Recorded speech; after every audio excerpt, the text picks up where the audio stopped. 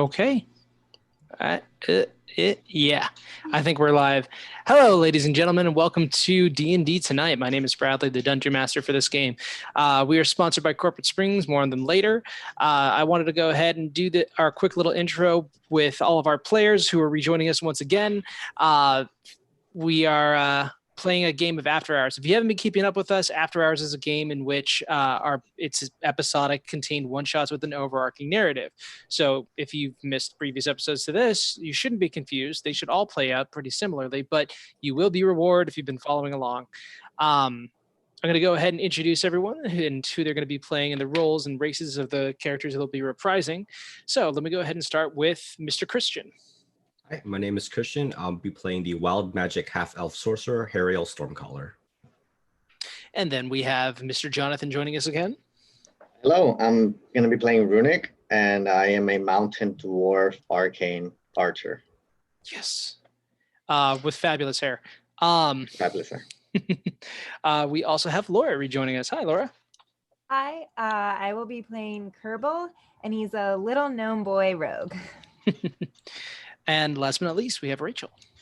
I'm going to be playing Meka. She is also a mountain dwarf, but she is a barbarian. Alrighty. We have mostly short people on this game.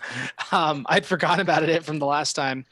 And picking up from where we kind of left off, our journey now takes you guys south, way south. By airship, you guys have traveled and followed a lead to finding the infamous artificer whose name is Many Musgraben. In that time, we have had Hariel gone ahead and replaced his missing arm with a mechanical one. And though you cannot cast through it, it is a functional arm that has been forged for you with metal that should sustain just about anything that a regular arm could, and maybe then some. There is a lifetime warranty on this, as it's been created by such prestigious artificers from the house that you guys had worked from before, that if it should break or be destroyed, you can get it repaired. But our journey takes us further deeper south, as I said, into Elven country, Valenar, a country that is comprised almost solely of the wood elves Ternadals. There are two types of elves in this world, Areni and Ternadals. Ternadals are what you might consider the wood elves of this universe, and they're from a continent below Kover called Zendrik. They immigrated here many years ago and have set up roots in this area, and they are known to be very extreme, very expertly trained fighters. There's the word. Goodness gracious. Happy Mother's Day, everyone. We start our journey as we are coming to a city called Jal Parador. You guys are being led by a human male who only goes by Dom the Tracker. Dom has led you through this place a few days after you arrived in Valenar proper, through jungles and forests of increasing thickness and what seems to be diminishing signs of civilization. The first sign of civilization you guys have all seen is a small sign posted onto a tree. Does anyone read Elvish?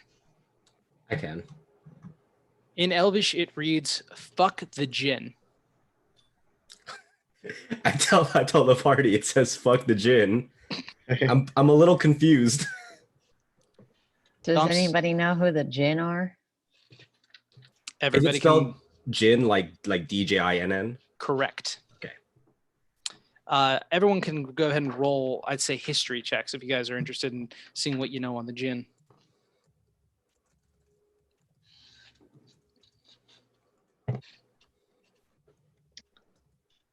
Six. 11. Cool. Okay. Dirty 20. Dirty 20. Okay. 15. Both Kerbal and Meka are able to recall that Jinn are extraplanar entities that embody some form of the four elements. They mostly live in their respective planes and have been known to have sparing relationships with different types of humanoids, resulting in what many people refer to as Ganassi, a very rare species on Kover to begin with.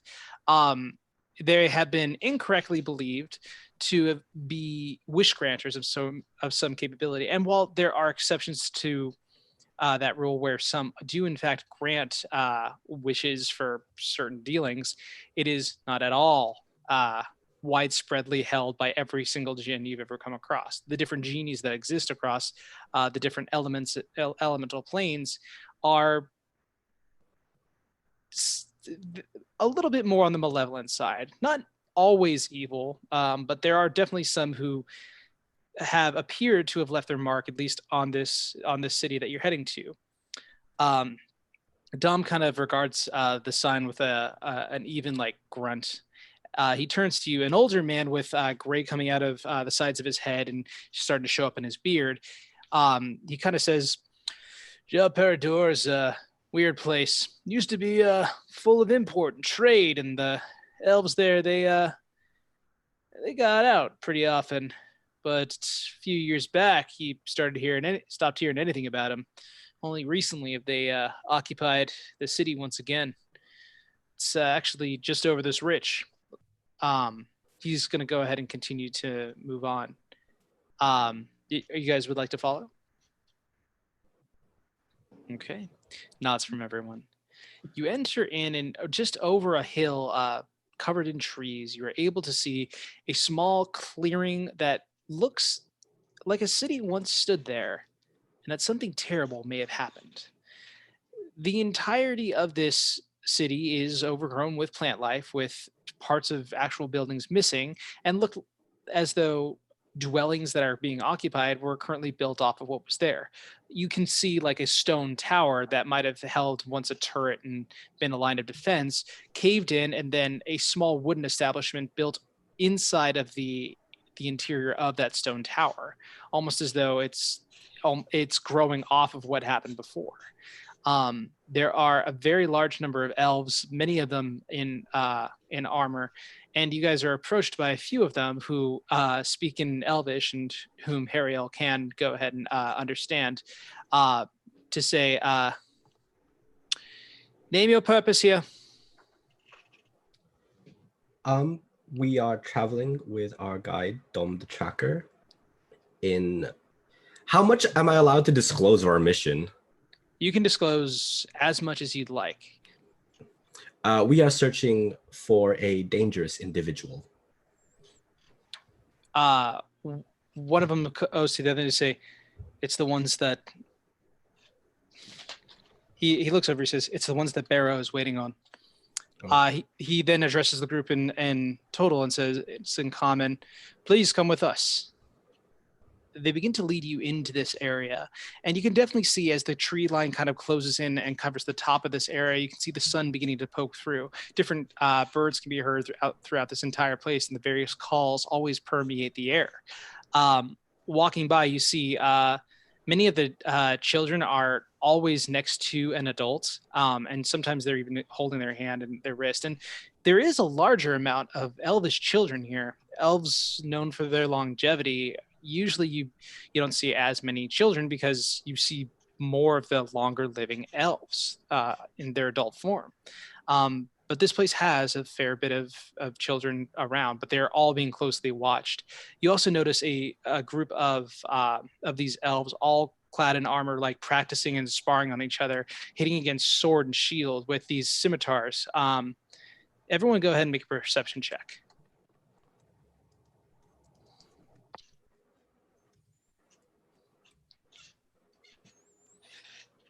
That's a 22. natural one. Cool. Sorry, what was that, Mr. Christian? 22. 22? 7. 7? Dirty 20. All right. Both Hariel and Kerbal are able to they're able to see, you guys are able to kind of take a look, and what you notice from these guys fighting each other is the swords themselves. They appear to be double-edged, and they seem to be wielding them in several different ways to both attack from either side.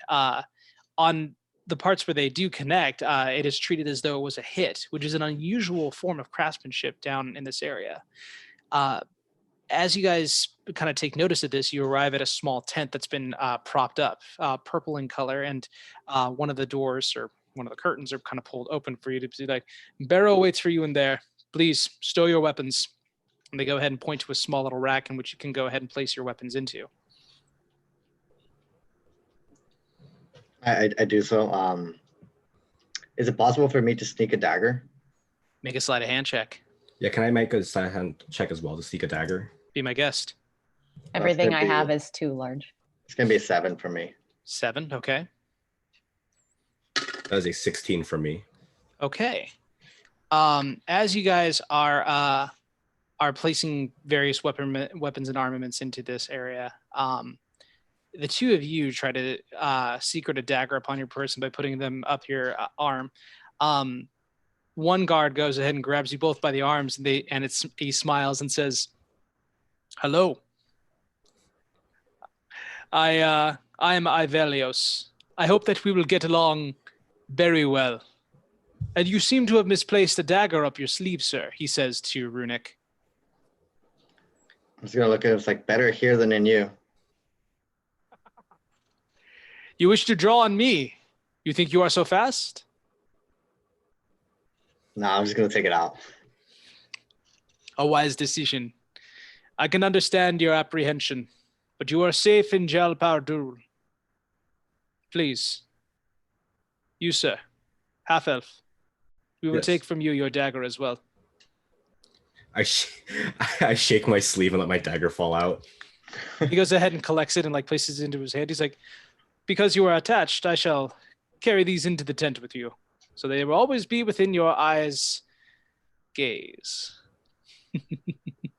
He welcomes you on in. You notice that Ivelios is a closely cropped haired gentleman with a ponytail that kind of goes down the length of his back. He's a very built elf. The idea of elves are usually like these thin, dexterous looking guys, but this one looks like they have the barbarians or the barbarian muscle. Like they look like he looks like a tough fighter, and he has a few scars upon his body to prove it. You guys enter into this tent and are immediately hit with the smell of mint. As you guys kind of go in, you can see like a faint smoke coming off in the corner, and you notice a dark-haired elf with paler skin and blue eyes kind of look over at you guys. It's strange that his hair is also a little bit on the shorter sides around, but you can still kind of see hair coming off with a longer top. He is dressed in green with a few rings on his fingers, and he says, "My honored guests, come on. Grab a chair, grab a cup. We have much to discuss." What would you guys like to do? I'll sit, but I won't grab a cup just to be safe. I grab a cup, but I pretend to drink out of it. Okay. Just chug it. I sit down and chug it. This one's been walking for a while. Please see that he's fed and watered. Sorry, go ahead, Laura. Oh, I just sit down like really excited with the cup and like sniff it. See See if it's alcohol. It's definitely alcohol. It's a form of wine, though. When you taste it, you can't really. Actually, could make a perception check. Let's see how good your taste buds are. That's gonna be a 7. 7. You have no idea what the root of this. 12. I thought you were going to say dirty 20 one more time. I was going to lose it a little bit. With a 12, you can definitively determine that the bitter of this wine probably is derived from a kind of mushroom. It's not great, but there's a kind of you experience a very quick onsetting buzz, and determine that a few more of these, and you might be seeing the room in double. Cool. I'm good with that sip for now. The man who would be Barrow kind of looks around to you guys and say, "How was the trip? It's a long hike from the Lazar Principalities." He begins to like light up a pipe.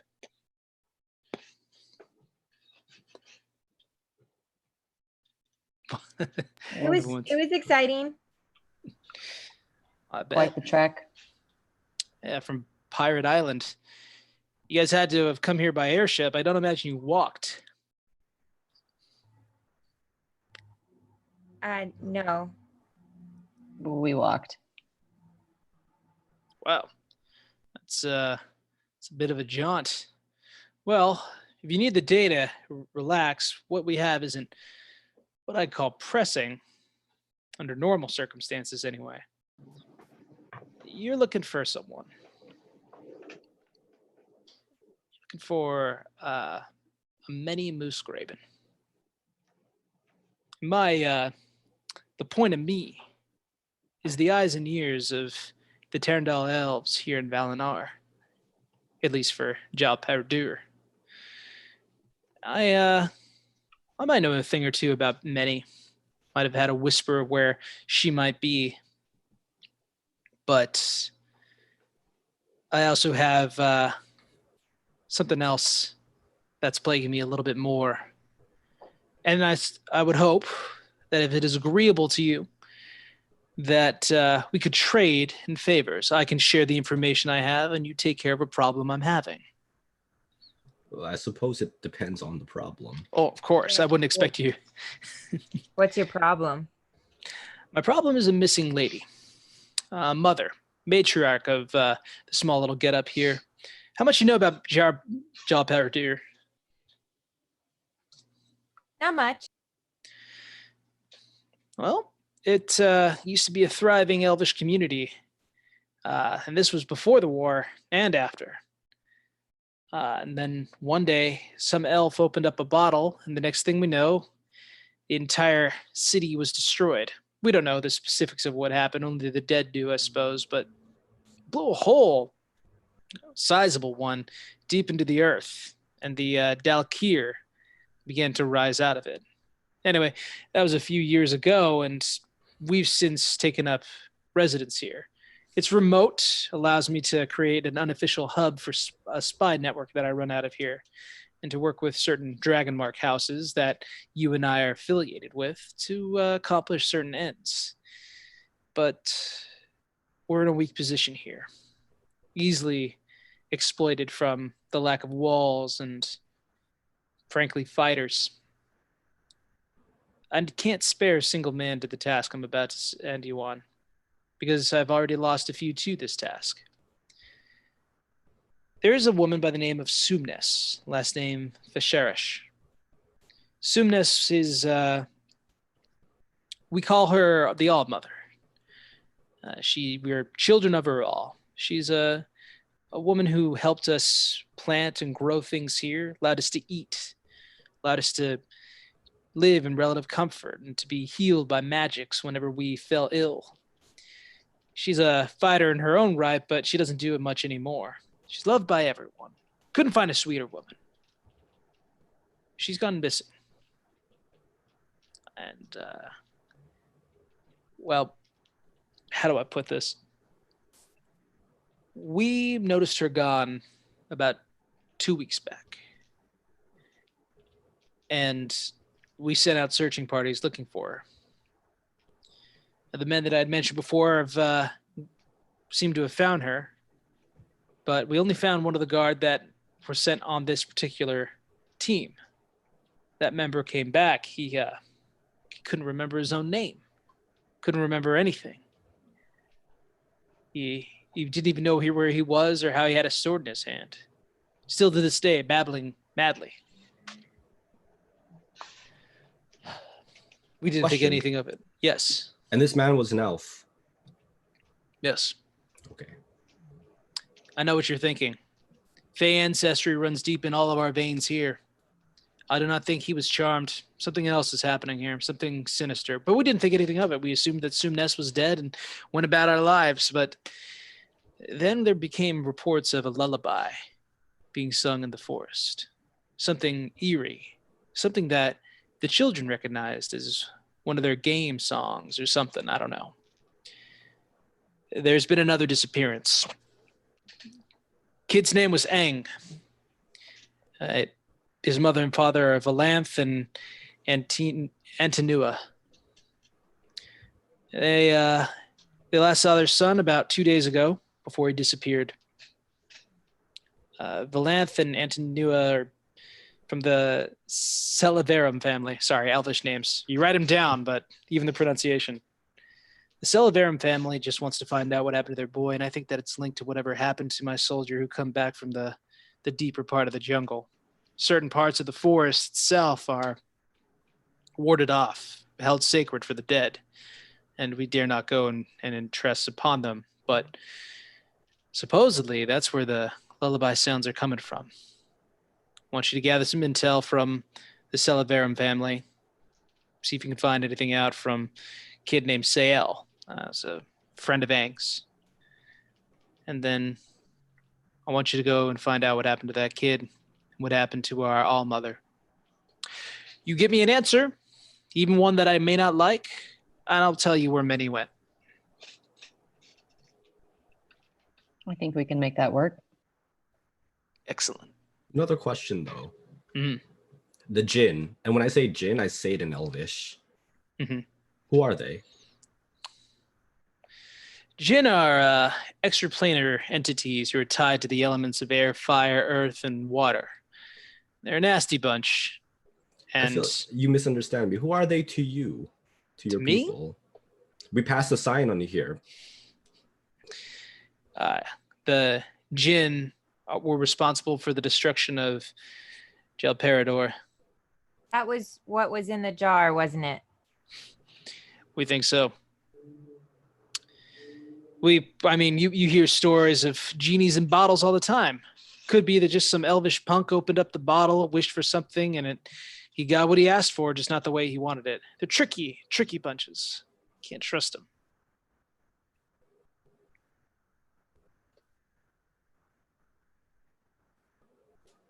Any other questions? Where can we find the boy's family? Do you know where they live? I do, or more specifically, Ivelios does. I'm more of what you would call a drifting kind of gentleman. I'm only here temporarily, and I move out to different parts of Valenar, but Ivelios is a local, and he'll take you to the family. He's useful for hidden hard things and not much else. Ivelios kind of grins a very toothy smile back at Barrow when he says this. I operate in a very similar fashion. Good. You might need some hard hitters on this one. I don't know what's out in that jungle, but I wish you the best. What are you doing looking? Oh, yeah, my pleasure. What are you looking for Many for anyway? Not that I care, just what is she to you?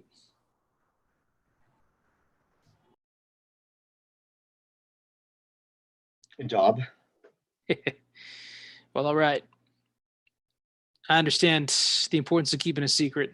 Don't need to pry into it. Best of luck there, troops. Find me my answer. And he goes ahead and he begins to kind of look over some papers and take a pipe into his mouth, kind of eyeing you at the door. He kind of nods over to Ivelios and he graciously leads you outside of the tent. Ivelios kind of follows out and he says, Barrow is a good man, but he does not, how would you say it, socialize well. Came off well enough to me. Well, he's not from Jelperador. He acts like he much is, but he just uses this place as a base of operations. I may take you to Sael or to the Celaverum family. Which would you prefer first? Just gonna look at him as like my dagger. Ah. He pulls it out. He's like, I did promise you I would keep it within gaze of your eye. Have it back. And my own? He goes ahead and he produces it again, kind of does a small trick with it, and he just hands it off over. I can show you how to conceal that knife better if you get into a fight close with someone, because you two are certainly out of practice.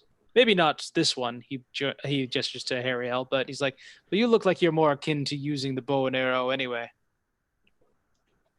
Like, well, what place is closer?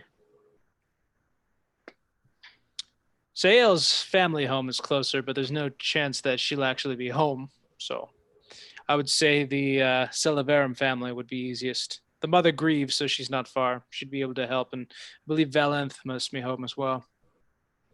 Let's head there then. Let us. He brings you to a small dwelling. It's 2-story, built into the side of what used to be of what looks to be a large barracks. That's part of the house is caved in.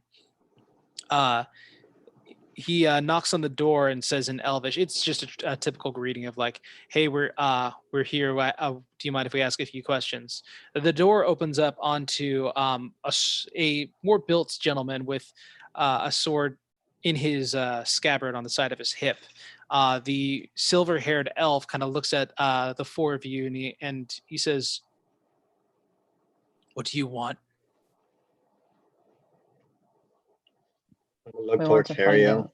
Oh, sorry. Oh, go ahead. I was just gonna look towards Harry and be like, he's the most charming one. I'm not good with people. I I turn and I look to Miko, who was beginning to speak, and I back off a little bit. Everyone takes a step back, and Mika's the Yeah. only one standing Just stagger forward. it. I was like, I just been Just like, volunteered. we just want to help find out what happened to your son. Ivelios, who is this that would proclaim to know about matters personal? Ivelios kind of smiles. He says, "They are on task from Barrow, and you may ask them yourself. I do not play messenger." Valanth kind of like narrows his eyes over at you, Miki, and says, "Well, dwarf, if you have questions, speak them. And if it leads to the return of my son, I will tell you." Well, I'll start with my name is Micah. It's nice to meet you. Um, I don't. Can you tell me a little bit about your son and the last time that you were with him or saw him? I last saw him 2 days ago. We had been out. I was teaching him how to fight with a stick and wooden sword, part of lessons. He saw Sael and asked if he could go and show her what he had learned that day, and I allowed him to. That was the last time that I saw my son. I'm very sorry for what you must be going through. I know it is difficult for a father not to see his child. Do you have Not to children? know. No, but I have many brothers and sisters, and I know what it's like. He is a good boy. Many elves have trouble with raising their young ones in an encampment like this. Aang was a good kid. He woke up every day on his own, always helped out his mother when she needed tending to our clothing or helping us look for food that day. He was not known to wander.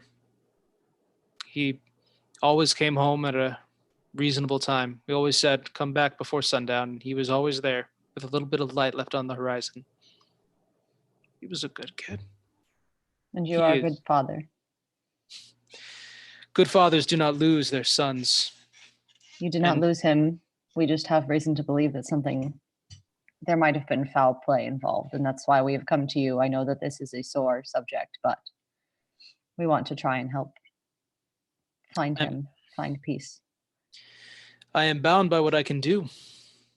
I wish nothing more than to meet the brigand that caused my son's death and to cut off his head and bury it in the ground. Well, why are you so sure he's dead? Maybe he's just lost. He could be lost. He's been in this forest for all of his life. I find it hard to believe if he was lost. He knows the ways back home.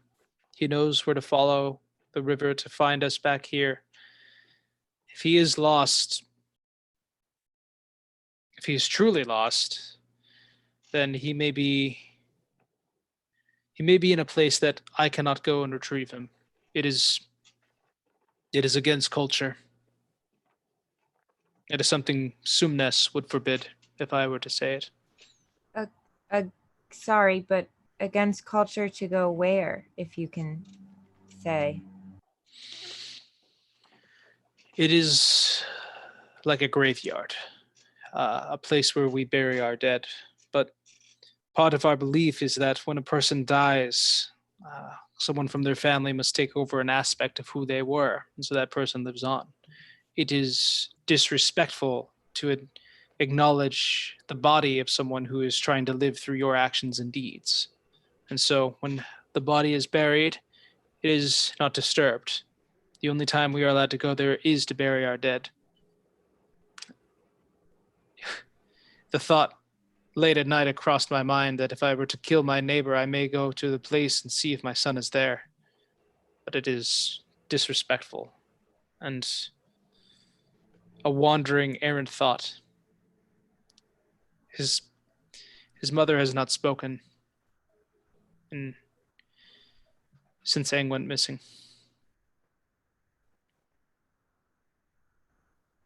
Was there? Do you know where? Oh. You can go. Yeah. Go. Go ahead, Mika. I was just going to ask, do you know where your son's friend, where that girl lives, or where we might find her if she's not home? There's a turret that you no doubt passed when you came into town. She will be at the top level. I'm certain of it. She and Aang would play there often.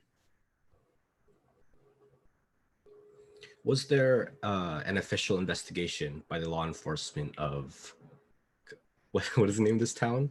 Jal Parador. Jal Parador. I almost said Glenumbra for some reason, which is a place in Tamriel. Jal Parador. Was there an official investigation? There was a search party. I do not imagine that any of my neighbors would take any violence against them. They know that everyone's profession in Jal Parador is fighter first and everything else second.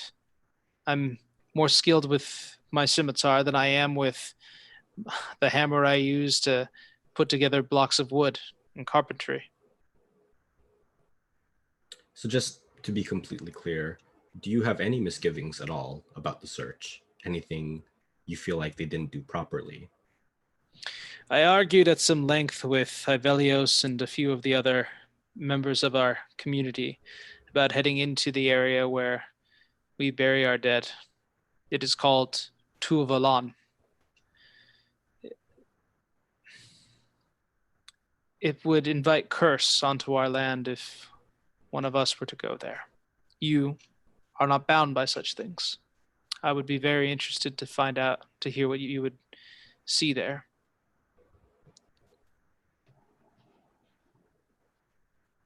I say thank you to him, but in Elvish.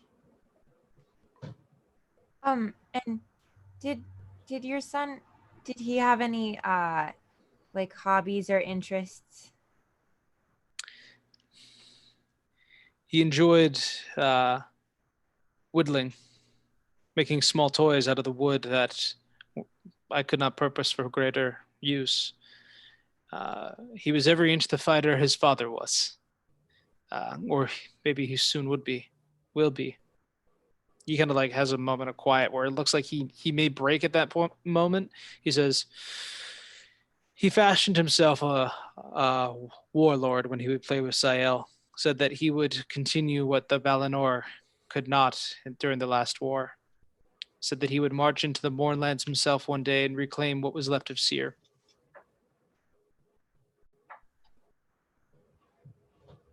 Thank you. Thank you for looking into this. I'm sorry that I treated you brusquely upon your arrival. It is understandable. Thank you for taking the time to tell us about your son. If you find him in one form or another, you will know him by a small band he wears with a stone placed in the center. If you find his remains, bury him where he lies and return that to me, and I will pledge you my sword. We will. Thank you. Did anyone else have any further questions for Valanth?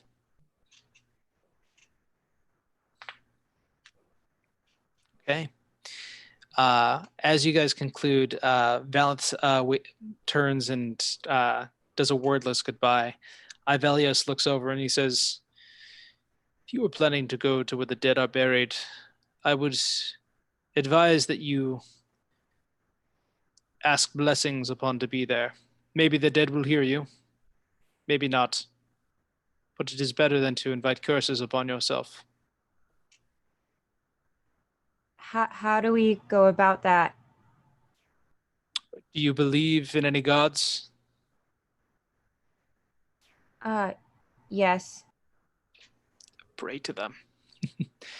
We do not believe in gods. We believe that the spirit lives on in the people that we are with, I would ask my ancestors for permission to go where we are not allowed and to see it as an act of necessity. Maybe you should do the same if you do not believe. Come, I will take you to the turret that Valanth spoke of. He moves back through the tower, and you do see this kind of wooden house that's built onto the side of a turret. And on the top, you see two dangling little legs, just from off the side, as though someone's just sitting up there, very short stature. He's like, "Sael, come down. We have questions for you."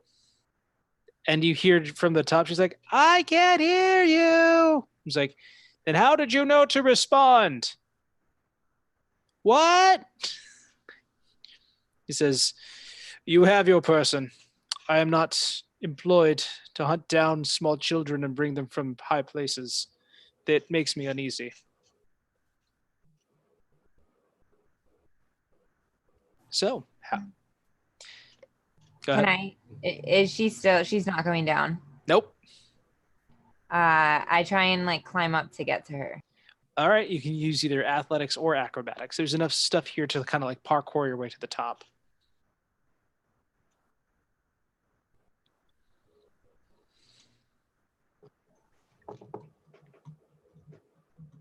13. 13. With some relative ease, you're able to kind of run up this the battlements of this destroyed turret on top of the roof of the wooden home and make your way to the top of the turret, where you see this little blonde-haired elvish girl, her hair tied back into a over braided ponytail, and she kind of like gasps as you get up there. She's like, "How did you get up here so fast?" Oh, I climb on my neighbors' roofs a lot. So do I. They say it's dangerous, but I've never fallen, not once. Exactly, and it's really fun, and you can spy on them Yeah. and throw secret objects at them. Yeah. Look at that. Look at that over there. And she like points over, and you see like a bunch of chickens like just moving about in a small little yard. She's like, I bet you I can throw this and hit one of the chickens from where I'm at. Do it. She goes ahead and puts it into a sling, like spins it around, and like fires it off, and it goes. Well, let's see how well she does actually. Got a natural 20. The rock hits the chicken and it does not get up. She's like, Do we see this from down? make Do a we hear perception it? check. Do we hear the chicken like, oh? It's a pretty fair distance away. Go ahead and make a perception check. We'll see. We'll see. Okay. Hey, that's another natural one. You do not. Oh God, oh God. That's a dirty 20 for me. Okay. That's a 6. 6. Okay. It is only it's only Runic who hears the faint sound of I don't say anything. Ciel's like, "I'm gonna be in trouble if anyone sees that." It's okay, I won't tell anyone. Yeah, chickens just die all the time, right? That can happen. I think so. I'm Ciel. She like puts her hand out. Hi, I'm Kerbal. Hi, Kerbal. Well, actually, my friends and I, we were coming over here to talk to you, because we kind of wanted to talk to you about your friend Aang. When you mention Aang, she kind of like grabs her little brain. She starts to like kind of mess with it. She's like, "What'd you want to know?" Well, we're actually trying to find him, and we just are trying to get as much information as we can about where he was going and why and what happened and where you last saw him or what you guys were doing in the woods. Go ahead and make a persuasion check.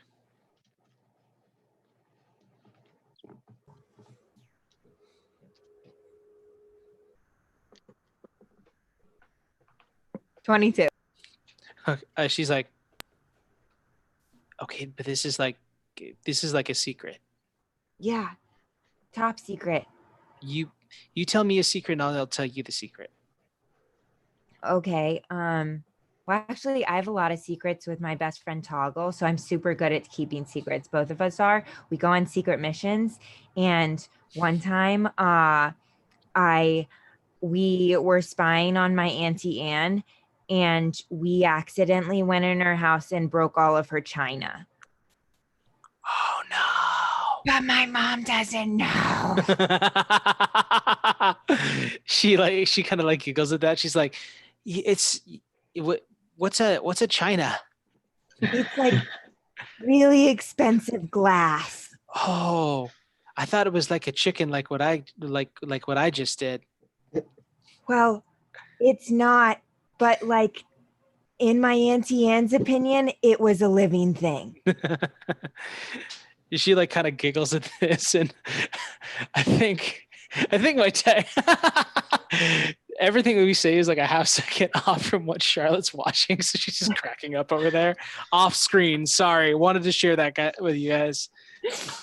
She's like, okay, so there's this place we're not supposed to go because it's where all of our moms and dads go when they die. So there it's full of all of our moms and our moms and our dads, and we're not supposed to go there. But I heard a sound in the woods that sounded like Mommy Sumnus. The All Mother has this little lullaby that she sings, and we went ahead and we looked, and we saw this little house. Only it was a big house when we got up to it. And when we got to the house, we started to smell this gross smell like rotten eggs.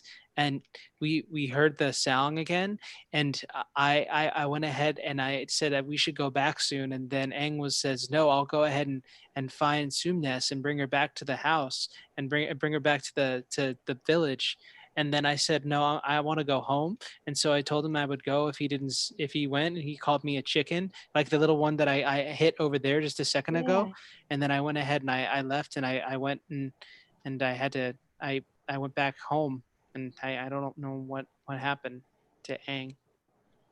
It's okay, Sayel. I know you probably think it's your fault, and it's not. You were just doing what you thought was you were supposed to. She keeps on like taking her shirt and like kind of fidgeting with it and like wrapping it around her finger and pulling tight and then undoing it and doing it again. And she's like, my mom said I shouldn't have left him there. I don't know if he's still there, and no one will go because it's a place we're not supposed to go, and I can get in real big trouble. It's okay. You were scared, and we'll get him. We'll find him. I'm sure will? it's okay.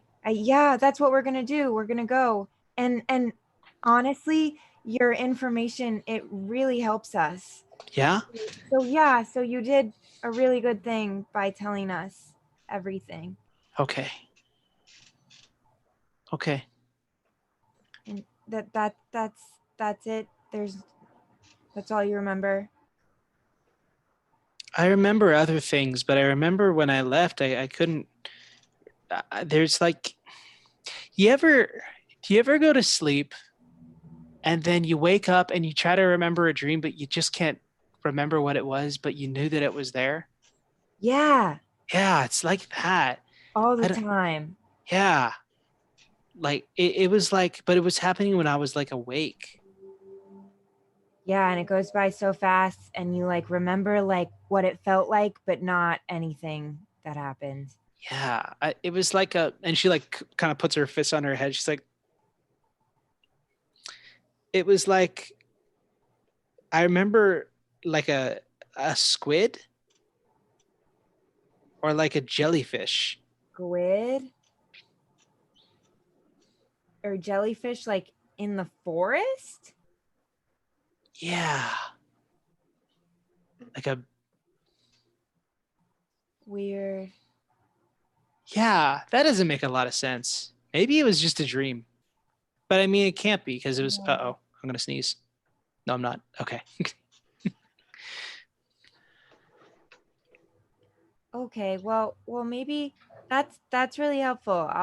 I'll think about that. Maybe there's a maybe it was a fairy. Oh, you think so? I don't know. Are fairies Never good seen or a fairy. are fairies good or are they bad? Well, I think so. But maybe there are good and bad fairies. Oh, you think Aang met a good fairy? I hope so. Me too. Well, whatever happens, we'll try and stop by and tell you. Thank you, Mr. Kerbal. You're welcome. She Thanks. kind of, you're welcome. And she goes ahead and she like dodders off the side and jumps off the tower. You guys see the kid like fall down into like this set, like huge stack of like, it looks like just soft vines and plants that just cushions her fall. It just retracts down to its base level. She kind of hops off, and you hear like a woman come in, like slam open the door from the house in the church. He's like, Sayo, how many times have I told you not to jump from the tower? You're gonna break your friggin' neck. She begins to like curse and elbow. She's like, it just gets louder and louder. She like grabs Sayo and she's like being brought into the house. Sorry, I definitely blew out Jonathan's earphones with that one. My bad. Yeah, I go back to you guys and I tell you everything she told me. And I'm like, yeah, they were in the forest and there was a little house and then the house got bigger and they smelt rotten eggs and they kept hearing the All Mother sing the lullaby, but Sayel got scared, but Aang went to get the All Mother and then Sayel remembers seeing something like a squid or a jellyfish, but maybe it was a fairy. Slow down. The All Mother? Yeah, the one that went missing. They heard her like the guy was saying she was singing a lullaby. And they went to find her. That's why they were in the forest and they did go to Valan. They went to the graveyard. And Sayel knew they shouldn't be there, so she ran away.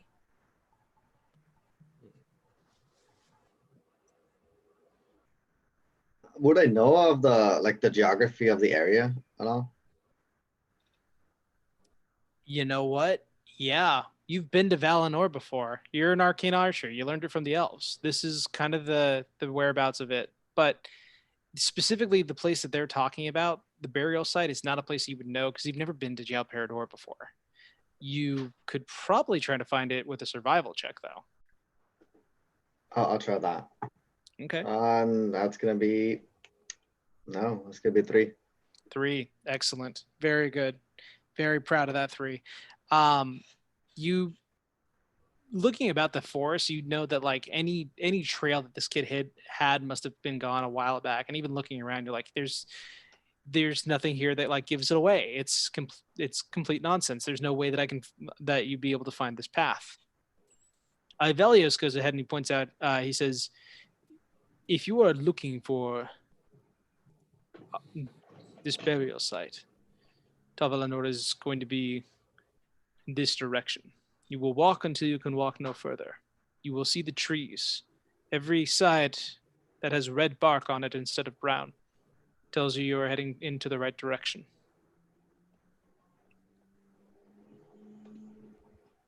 Thank you. That's very helpful.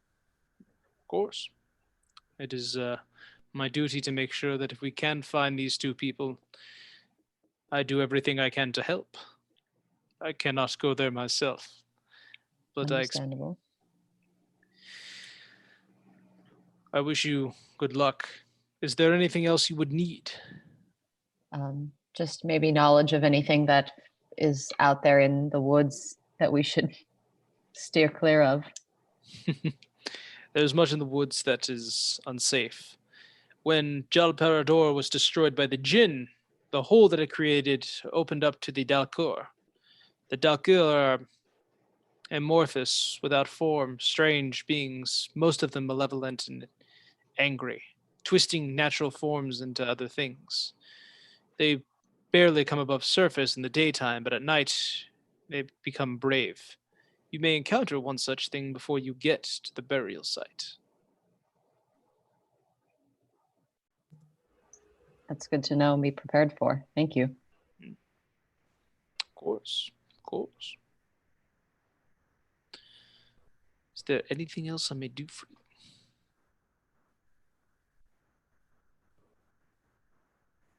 Do we still? I don't think we have any like health potions left over from last time. I got one. As I have far as one know, greater we healing couldn't. potion. I got a greater as well. Yeah, don't I have think one. so. Did I use mine on somebody? You dumped mine in my mouth. Yeah, when you Yeah. lost your arm, and I was like, "Oh, please wake up." You can definitely take mine if you want it. No, If this guy I, doesn't give us any. I was gonna just maybe ask him: is there either some way that we could acquire potions or otherwise purchase them before we go, in case we do almost definitely run into trouble. Make a persuasion check. Okay. That was a wild ride. It went all over the place. 10. 10. Can I try to help? I turn to what's his name? I'm so bad with these Elven pronunciations. You better start keeping notes, boy. At one point, I'm gonna have your character say, "Sorry, what was your name again?" I can't. Being that it's an elf, you get a pass. His name is Ivelios. Ivelios. Ivelios. Okay. Ivelios. I turn to Ivelios and I go, Malana and Athim la enaste, friend. Help for us. You know that he just Google translated some actual Elvish stuff, so I'll go ahead Yeah. and allow you to get advantage on that roll there. That Mika. is Dragon Age Elven, my friend. Do I roll or is he gonna roll? I'm gonna say, yeah, go ahead and you roll, Mr. Hayriel. Oh, I roll? Okay. If you're assisting, then I'll allow you to both roll for the same thing rather than one person with advantage. Nice. It's 2 dice. Double rolling. That is 22. He says, maybe something I can do. Sumnes has a home that has been undisturbed, but she would make many of the elixirs that would preserve our lives should we fight any of the Darkir. I will take you to her home, and I will look away as you desecrate it. He goes ahead and brings you guys to a modest dwelling. The only structure here, it looks like that's not built off of anything else. It is a small hut, probably no more than 15 by 15 square feet. You guys can 15 square feet, not 15 by 15. That would be like, nope, not going to do the math. He goes ahead and he says, this is her home. I would hate if anyone were to barge in there uninterrupted. And as he's saying this, he kind of like turns away towards like the main street. He's like, enter in and find any of the elixirs that she has lying around there. What a great travesty this would befall if some strangers were to make their way in unsupervised. I'm already inside. Yeah, we're already inside as he's talking. Go ahead and everybody who's inside the establishment can make an investigation check.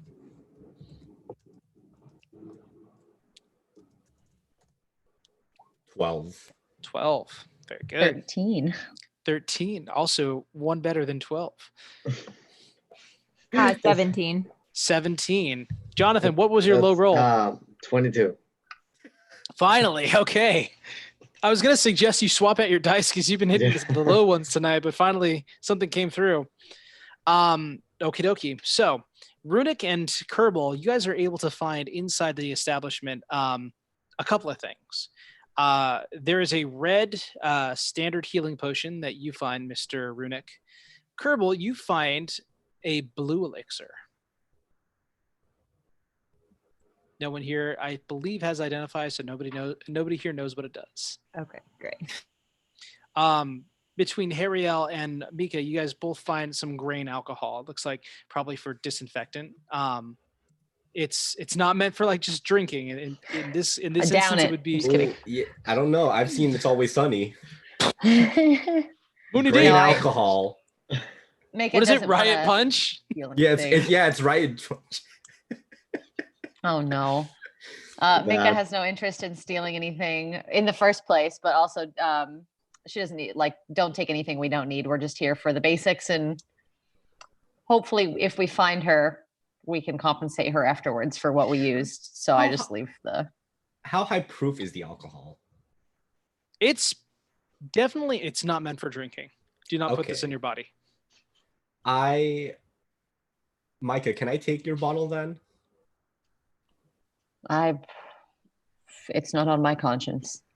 All right, and I give you this huge shit-eating grin, and I conjure like a small flame in the palm of my hand. Oh God, what have you Oh done? no. Molotov. Okay, what's the plan here? You've produced this flame. No, I just a little like a little bit of like a little sorcerer's trick. I don't Okay. actually have precision. Gotcha. Okay, okay. I haven't, so I'll make that happen. It's like, but in the background you just have the Your company both amuses me and disturbs me very greatly. Okay, just clarifying. Are you taking the alcohol with you or not? I am taking both bottles. Okay. But Is you there? really emulate the sound of like an RPG pickup noise for a liquid really well. Thank you. I had a lot of time alone as a kid. Oh. Okay. Is there anything? I broke Rachel with that one. Is there anything else you guys would like to do? I'm just gonna leave 50 gold pieces there. Oh, okay. That's kind of you. Cool. I hope. Okay, you leave 50. You would probably have platinum on hand. Like you can just leave 5 platinum on the table if you Okay. wanted to. Yeah. Anything else? Anyone else? Yes, Mr. Riddick. I'm gonna look for the restroom. Okay. You circle around back to an area where some holes are basically dug into the earth, and there's a small little area of privacy that is built by 2 walls and a single curtain. Okay. I will desecrate the house. Okay. Oh my God. Alrighty. About 5 to 7 minutes later, you guys Can we find hear Riddick. this happening? Like he's I'm not not- far. Listen, I said I will do the sound for bottles. I'm not doing the sound for shitting yourself in the woods. I will give you one. That's it. I'm just gonna return to the party. Like bathroom break, anyone? We're just gonna, point A to point B. No stops. Not after you went first. I don't have one. Wait, what? You don't have one what? Just one. I'm gonna need more there, Christian. I think we're all gonna need more there. Sorry, it just looks like a Ken doll down there. I'd like to roll a perception check. It's because he lost the arm. It's because I lost the arm. More things were replaced with those 50 platinum. It was only an 11. I see nothing. You should see nothing. This took a I'm weird also still turn. convinced that Runic is definitely an elf or part elf. Why? Because he took a dump in the woods? Yeah. Yeah, the only elves will do. Here's the thing, though, right? Like dwarves and elves. People always ask, like, "Hey, there's half elves and there's like half orcs. How come there's never like any dwarven elves or like the offspring?" They're called dwelves, and they all have negative modifiers, and they exist, and they're horrible to look at. Don't crossbreed those two. That's my next class. Half dwarven racism. They're called dwelves, and first of all, I have never been shy about the fact that, listen, viewer, I hate elves. Okay, they're awful. 4 hours of sleep is bullshit, and it's not even sleep. Okay, we're done. We're done. I've had my platform. I've said my piece. Half elves are fine. I'm just a Double dude. advantage. I'm just a bro.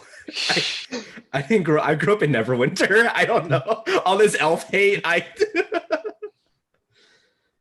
Never liked elves. Longevity. They're basically better humans. That's the problem. They compartmentalize their sleep. How come they can sleep in 4 hours and be fine when I do it? I look like this. Guys, there's a dwelf that's a cat. What? I was trying to Google dwelf. And there's a cat that's literally called a dwelf. And it does look like what you think an elf and a dwarf breeding together would look like. Yes. Oh, the internet is Oh. magic. Oh, My God. kind Are of you- want one. No, we have do gone want off one. the rails. We've been gone for the last. You're cute though. It's so cute. Charlotte and I have this running joke that since I'm allergic to cats, we're gonna get a naked cat at one point. I think like a sphinx. We're gonna You name can him get a Montgomery. dwarf. You Well, can yeah. get 12. I could get a dwarf. They're so ugly. Gosh, I'm not gonna What your screen share favorite this. cat ever. We should not screen share this. Okay. Okay. Alrighty. We're gonna move on. Look, go ahead and Google Dwelf. That's gonna be the real name of this episode. What the hell is a Dwelf? Anyway, is there anything else you guys want to do in this area? No. Good. No, we've done the most we can, actually. Gosh. We've done more than we should have. We've gotten to a place we shouldn't have passed, and yet we're still there. We could go into like if Dragonborn are born or if they're actually hatched, but I'm not going to get into that argument again for the second time this week. Google that one too. Anyway, what would you guys like to do next? Adopt a Dwelf. That's what I was gonna say. I'm going to start. Is eating there a my dice. Dwelf Well- store? No. Logically, the next step should be Virtanath, right? Yeah, I think we're ready to go on an adventure to find. Virtanath was the High easiest one to adventure! pronounce and therefore the easiest to remember, Bradley. To find Aang and maybe a Dwelf. Yeah. Look, I'll make the Dwell for you. I'll do it, but not in this episode. The next one, I promise. You'll be angry that I did. You'll see what I've done, and then you'll be like, we wish we didn't have this, and then you'll have it. This is my Tabaxi Ranger. No, this is my Tabaxi Monk, but it's a Dwelf, and then they're like 2 feet tall. They all have negative modifiers. They should not be born. Their existence is pain. They're like Meeseeks. We are still on the 12th topic. We've been there for like 10 minutes. Moving I'm on. so sorry. No, you're not. You just want to keep talking about 12s. I do too. You're absolutely correct. You got to wonder how halflings are made. Anyway, so are you guys heading out into the forest following the trail of red branch or red bark? Yes. Yeah. Okay, then it is, I believe there we'll go ahead and take our intermission. We're going to do a little bit shorter today. Let's go ahead and rejoin. I've got what? I want to say 505. Yeah. Let's call it 520. We'll be right back here. All right.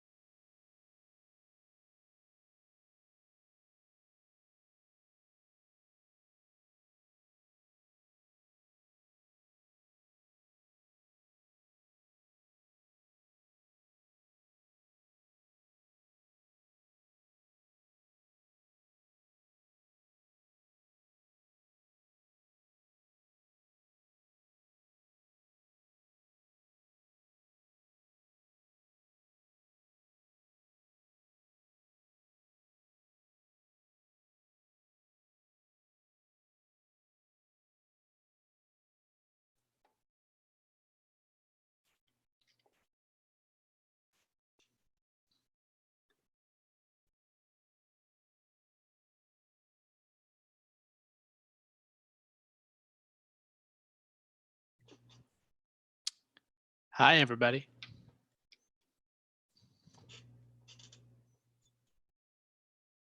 We're still waiting for everyone to get back, but that's okay. I like to whisper too.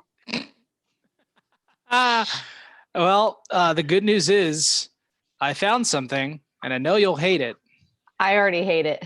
Thanks. Oh, you're welcome. Thanks, I hate it. That's one of my favorite subreddits, too. Whoa, that's not right. Hopefully, I'm sharing the right thing. Can you see the 12s? Okay, good. Look at them. My baby. No, no. They're so cute. I made my roommate look them up too. I went in and I was like, all you need to do is Google what a dwelf is right now. And then just like left. Oh, they're great. Oh, man. Aren't they so cute? Yeah, but you know what the best part is? Look What? at that. What a shot. When you see it. Wow. Yeah. Oh, hi, Laura. not? Sorry. What's happening? We found a picture of a dwelf, and unfortunately, we have this picture of it. I'm sorry. Oh. And like that, we have just oh my became. god. Yeah. Are there balls? Amazing. Oh my gosh. We've hit the gold mine. Nothing will ever top the dwelf. That's it. We're going home, guys. Already there. Thanks, everybody. Bradley, Bye. did you compare a dwelf to a Meeseeks? Did I hear that correctly? Life is pain. Yeah, that's Life is correct. pain. I was like, that's the best thing I've ever heard. I'm Mr. Meeseeks. Look at me. Hi, Mr. Mace. Existence is pain. Have you played the D&D Rick and Morty? No, always wanted to get my hands. The best. Is it really? Yes. Dang. It's so good. We played it Christmas Eve and it was pretty great. Really? Oh, And then we like continued to play it, but we also played with two people who had never played D&D before, and it's actually like a gosh. really good. oh. It's Oh, like it was a lot, but they were perfect for that. Good. But it also is kind of like fast paced, and it's pretty good for new players. Really? Yeah, it like weirdly works for learning Dungeons and Dragons. We might have to do something like that. I don't know what the logistics of that look like, but I'd love to. It's See- really fun. I would do that. Yeah. Hardcore. Like fun and I stupid. do not think that we could find. I don't think it'll be hard to find people who will want to play on that. The issue is getting it. Yeah. Yeah. I'll look into it. That's awesome. Is there Mr. Meeseeks in it too? Yes. Cool. That's like the best part. That's what reminded me of it. I love the Meeseeks. Gosh, I feel bad. This adventure doesn't have a dwelf in it as of right now. Now, does it have a 12? Just 3 seconds later. I need a greatest want and a deep sphere, and that's it. greatest want is to be loved. Greatest fear is to be loved. I will keep his sphere the same. To be loved. Happy Mother's Day, everyone. Hey. Show your mom a 12. Buy your mom a dwelf. Don't do that. Do it. Those But do poor, it. poor cats. They're so cute. I'm really upset it exists in cat form. Let's go. Ah. Jonathan, Christian, would you like to get back to playing the game? We're here. Great. Oh, All right. they're so cute. Sorry, I had to sneeze. Okay. Where did we leave off? Blessings. Thank you. Everybody make survival checks. Survival checks. Yeah, you guys are. Way to go. Way to go there, Rachel. And then dirty 20. All right. 30-20. Nice. What is up with everyone rolling dirty 20s 7. at this table? 9. Okay. So it looks like the tables have tabled. Now, that's not how the expression goes. Anyway,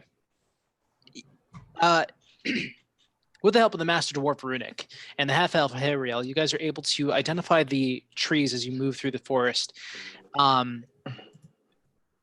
Inch by inch, foot by foot, trail by trail, you guys become getting deeper and deeper into the forest. And as you guys enter into this area, you get the sense that you are being watched. Go ahead and everybody make a perception check. I love that Jonathan looked in real life behind himself. Perception check. Yes. 8. Okay. 18. 6. 6. 15. 15. None of you see anything. Looking around, you can't shake the feeling that something is watching you intently.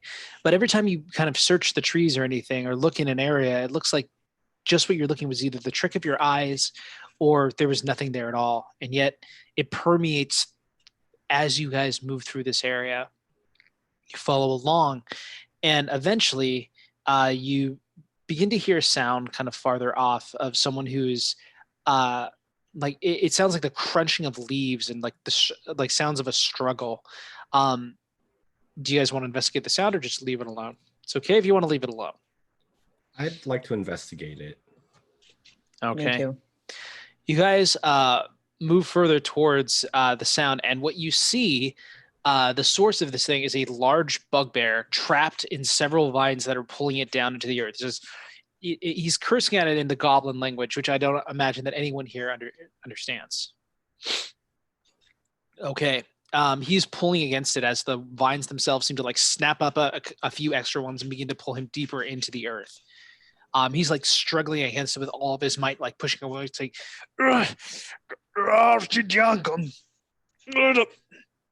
he like looks around, he sees you guys, and he says, "You helping me." He like loses his arms footing and he like falls deeper down. How far is he from us? He's roughly about 20 feet.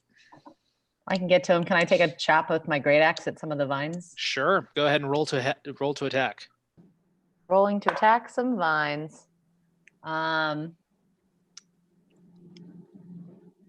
With my great axe, that's 23. 23. You go ahead and swinging the axe in your hand, kind of spinning it before and catching it. You just whack into one large portion of the vines. And he's able to break free of that and pull himself up from it and like distance himself away from what looks to be like this little pit. You see all the vines kind of begin to like move around and begin to like sprinkler hose. Yeah, pretty much. As they kind of just finally settle, he like moves away, like arms and feet away. He's like, "Thank you. Do you have water?" I imagine I have a water skin. Sure, you can choose to share your flask. Yeah, I'll offer him a little bit. He'll grab it. He'll open it up and he'll.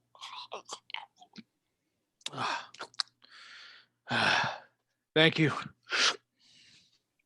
You're welcome. Forest is dangerous. Are you heading east?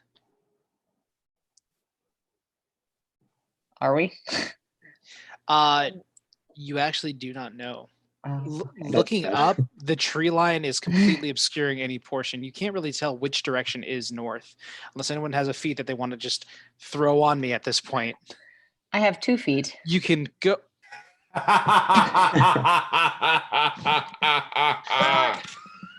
Oh. No. Sorry, I didn't mean to alarm you. They're doing terrible things. I'll take my damage now. Thank you. 4 psychic. You don't have to actually take that damage. Oh my gosh. The bugbear stands up. He says, well, thanks you for your help. Safe travel."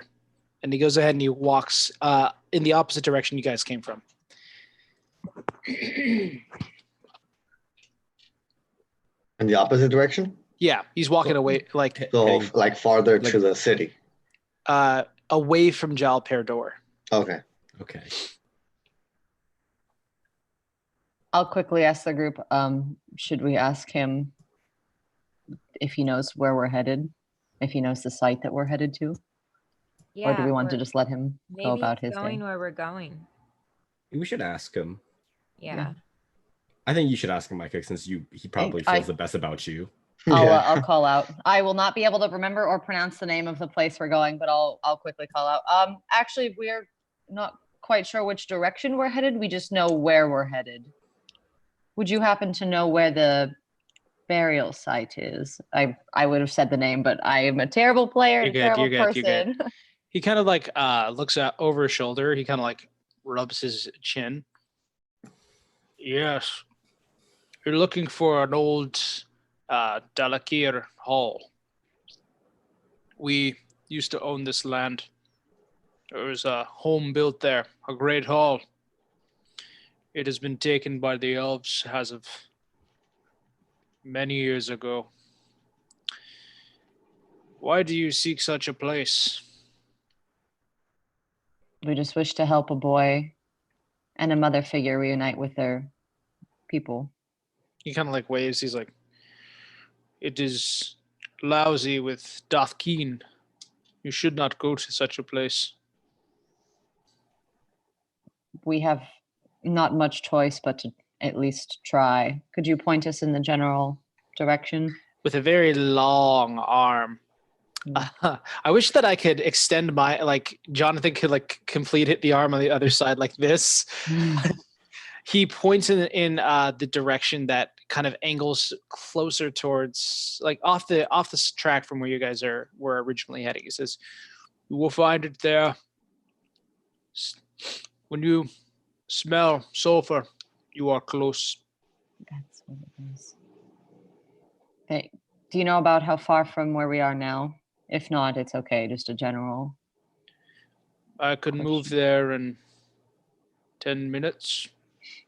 What about someone of my stature? And like, I don't like chuckle in comparison. I imagine this bugbear is very he's large like, compared to, even though I'm taller for a dwarf, I'm still only about 4'10". he says, "You, I do know. Less, more time." All right. But not far. That's good. Mm. Thank you. Thank you for freeing me. You could have just let me die by that, whatever it was. Looking back over, you like see his eyebrows kind of shoot up, and you notice that the pit looks like it is more empty now. Looks like something crawled out of there and moved. Well, I'm glad we happened upon you at the right moment. He like takes out a dagger. He's like, "Yes, the right moment. I did not see where it went. I was talking to you. I thought it was a plant, but it looks to be more empty now. There's something in the... The vines are alive. Oh. With the sound of music. Copyright infringement. I'm so sorry. It's all good. I doubt that Warner Brothers is going to come after us. Anyway,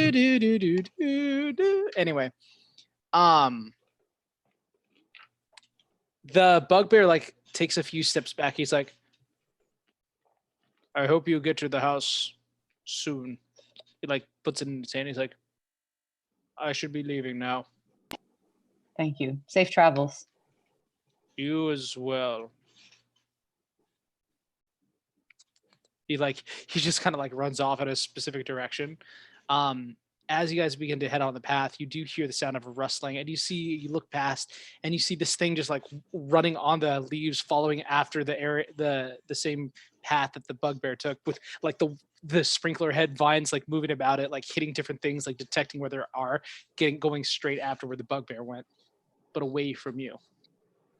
Nice. As you move closer and closer, you do begin to smell the faint scent of sulfur on the air. And you are beholden to a very large and nice-looking home. It looks like it is run down, and that the paint on this wood, or maybe the wood itself, has faded over time. And it is this gray, sagging foundation. But there is a door. There are a few windows. And you see there are several mounds of earth with small like wooden posts on them with writing. Not wooden, stone, excuse me. Yes, Mr. Be anything like devilish? Like, Well, you can make a religious check to see if there is any iconography of the belows. religion check, right? Yeah, girl. That's gonna gonna be- spell, JP. I'm sorry. 5. You cannot tell one way or the other if there is anything fiendish about this location. The smell is a little strange. You can, if anyone's interested, they can make a nature check to see the source. I will. Or well, This would probably be more of a perception check, actually. You're using your nose. perception. Okay, I will. You're pulling the Sam Toucan and following your nose. I'll try and see if I can discern. 8. Go for it. 8, 13. 13. Okay. It's Sorry. no, you're good. It's nearly impossible to really pin down what the smell is. It seems to just come from everywhere, but not off of any one thing.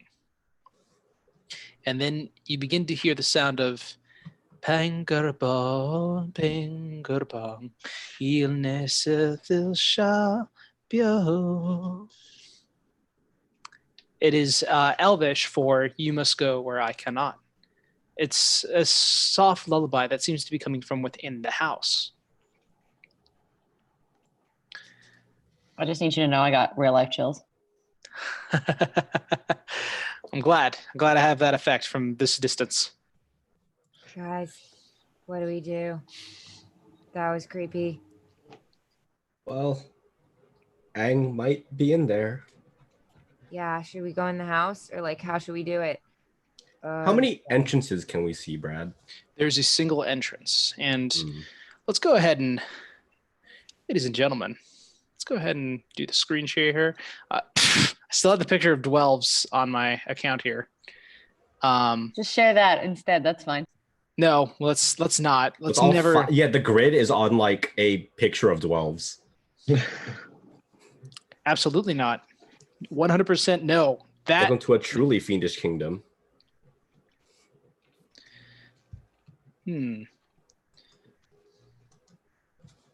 What do you think a Dwelf sounds like the cat, but as like a tabaxi?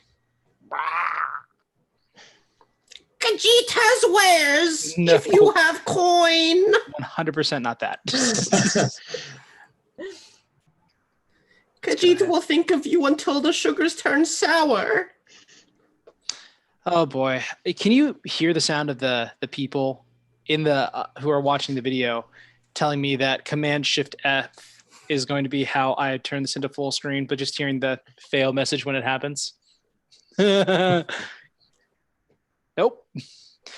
Gosh, I would hate to do a Google search on live camera for how to make this go full screen.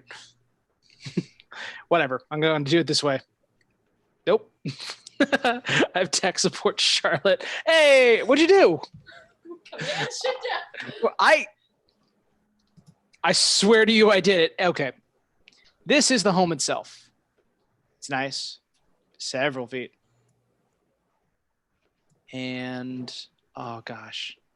I would hate to just hang on. Oh, are you measuring how long it is? Yeah. That's Is there a hilarious. difference between your guys' your guys' roll 20 and the one Bradley is sharing? Where Kerbal is further on Bradley's screen? Yeah. Okay. Interesting. Oh, I see. Hey. Let me do something real quick. I moved mine and just to see if it. Did you see? Oh, yeah, I'm seeing it Change. happen. Yeah. No problems on my end. Move her back. I don't have a cape, but that's just my hair. The way That's- everyone's wow. oriented is like we're about to fight Kerbal. Like Kerbal has betrayed us. You are my friend, my sweet tiny friend. Oh my! Whatever's happening on the right side, I'm terrified.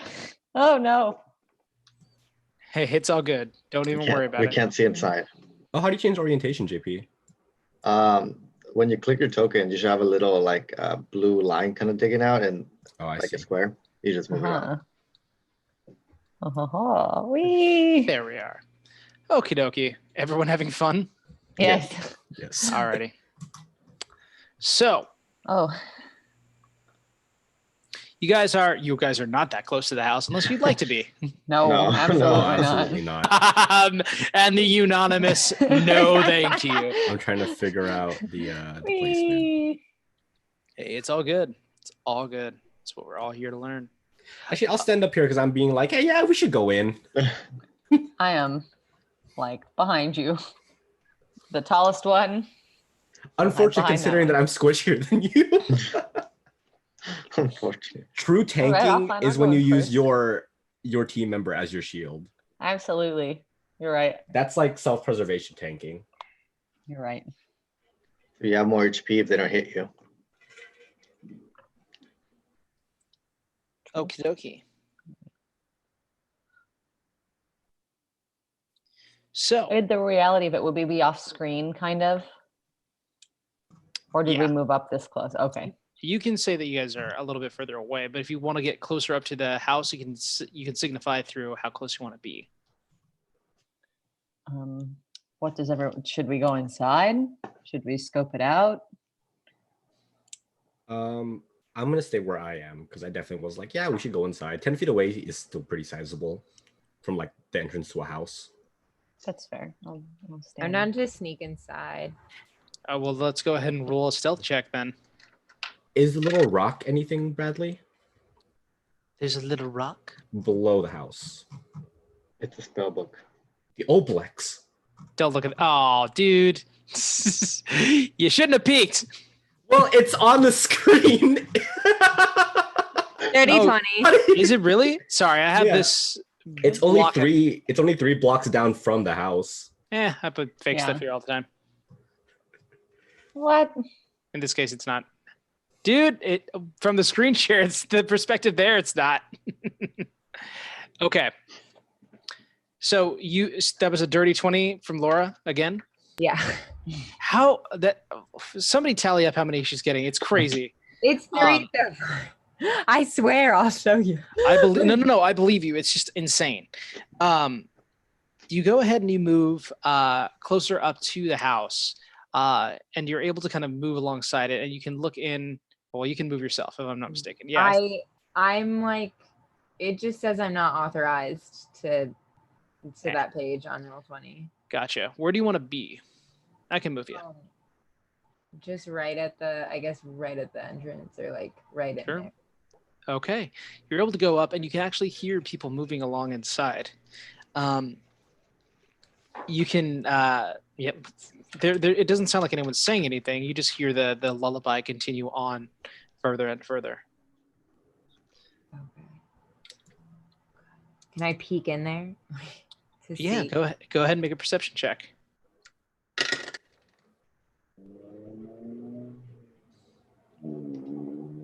19. 19. You look in and you see a woman in a dark colored gown. Her hair kind of pulled up. She looks like an older elf who seems to be like chopping something up over in this kind of kitchenette area.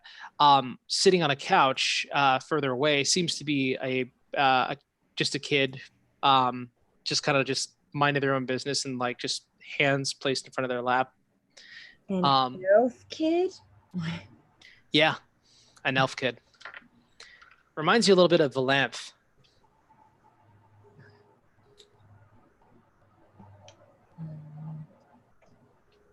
Do I notice anything weird about it, or no? There is, it seems to be, just for that perception check, I'll say that from both of them, there seems to be something tied to one of their legs, and it kind of just trails off over into this room over here.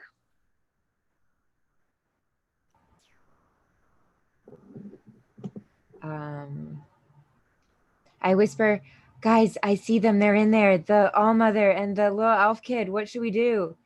There's something that might be on their legs. I'm not sure, but it looks kind of fine other than that.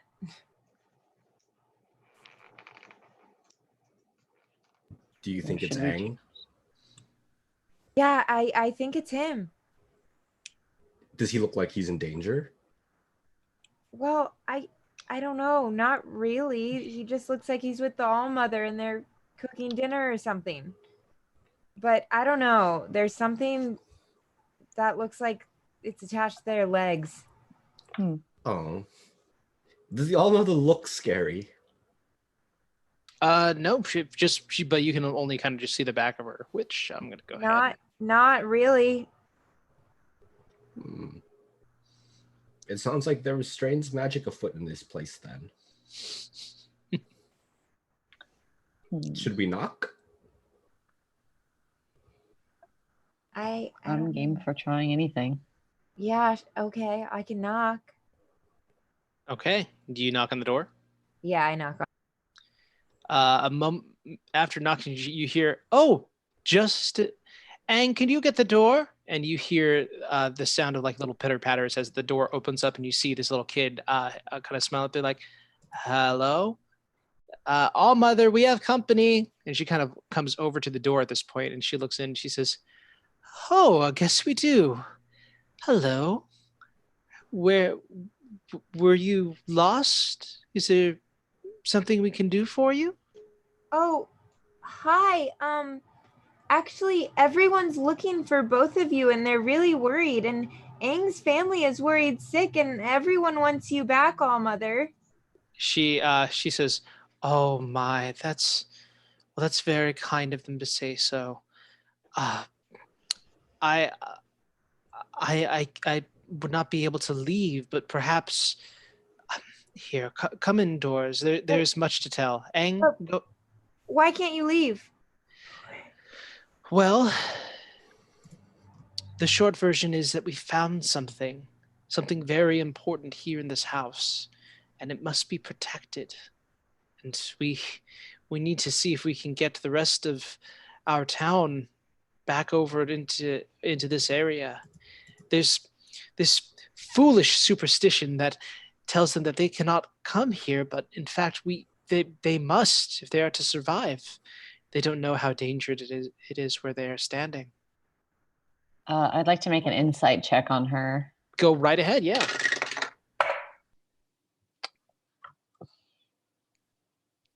17. Okay. She's an extremely hard woman to read. Mm.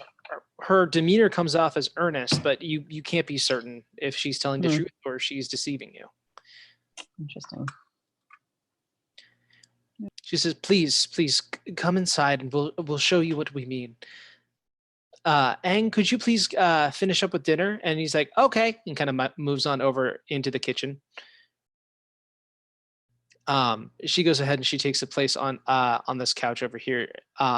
She says, "How far have you traveled? Did you were you looking very long? Does anyone want to come into the house?" I'll go in. I'll go in as well. Yeah, Cool. I will go in with my axe out. I say hello in Elvish to the All Mother and to Aang. They both respond with hello in Elvish as well. She sits down. She says, "Well, we've been here for some time. I think it must be a couple of weeks for myself, and Aang has been here only a couple of days. But the being we have found is powerful, but it cannot be moved. We are unfortunately supposed to stay here where it is safe and to take care of it.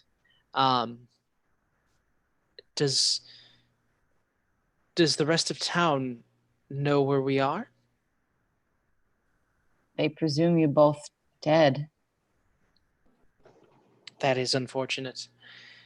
We're very much alive, but we cannot leave. We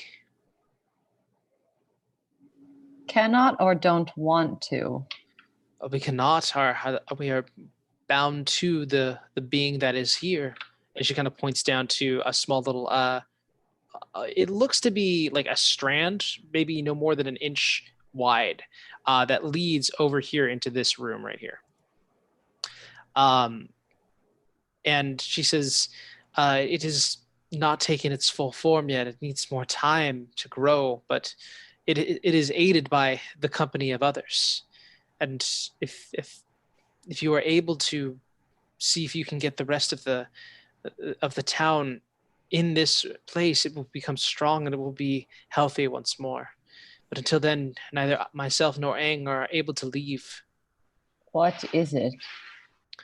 It is an ancient being, far from the time before the goblins roamed over Cover far before the elves left Zendrick to come to Cover. It is a manifestation of memory and of substance. It carries with it everything that came before it, held together in a single form, but it is shapeless, formless until it is taken its full. She kind of looks off a little bit, kind of like stranded, like she's searching for the word. She says, its full potential. We of the Tarnadal believe that when a person dies, it is upon the living to remember them. This is the embodiment of that memory. So it's kind of like a conglomeration of all the souls of people that have died. Yes, it is the collection of memories. It is the ultimate bearing of their souls beyond their death. But it is, as I said, in its most basic, not its most basic form, but it has not yet reached its full potential. And it must continue to share in the gathering of these memories from other people. It would even serve you if you would be so inclined. But it's the Tarnadal that must come here and see for themselves. I do not know your beliefs, but I know my people.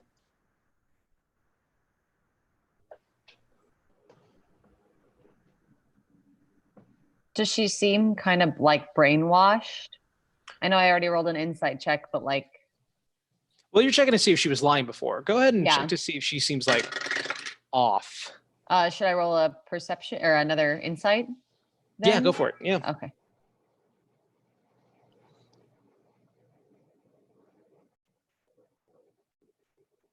$19. If it meets, it beats. Um, it does seem like seems to be in her mind or her brain. This sounds like people that have been affected by certain spells in the past. At this point, Aang kind of walks over with a couple plates in his hands and he kind of like puts them down on the table, like serving everyone food. You guys look down and it looks like it is just branches that have been cut up in a form like it just looks like leaves that are just it literally looks like plant life, but it was prepared like food was supposed to be. Can I try and help? I want to reach down and see if I can remove like the whatever is around the child's ankle. Does he like freak out when I reach to like? Yeah, as you try to go over this ankle, Aang kind of starts going, no, and he like takes it and kind of pulls it away, like almost like a jump rope, like lashing it away from you as it kind of just pulls away. You can't touch it. Is it like, did it move of its own? Like, did it look like it was slithering kind of like a? He grabbed it himself and caused it to move like a jump rope. Yeah. Oh, but it looks just like regular twine. Well, yeah, upon inspection, but as you look, as he kind of flips it, you can see that it is merged with his ankle. Oh. Seamlessly. Cool. Can I take a swing and try to chop it? Go. Not his ankle, but the tether. Roll to hit this boy. No. Okay, go ahead and roll to hit the strand. Excellent. That is a natural 20. Of course it is. 26 altogether. Okay.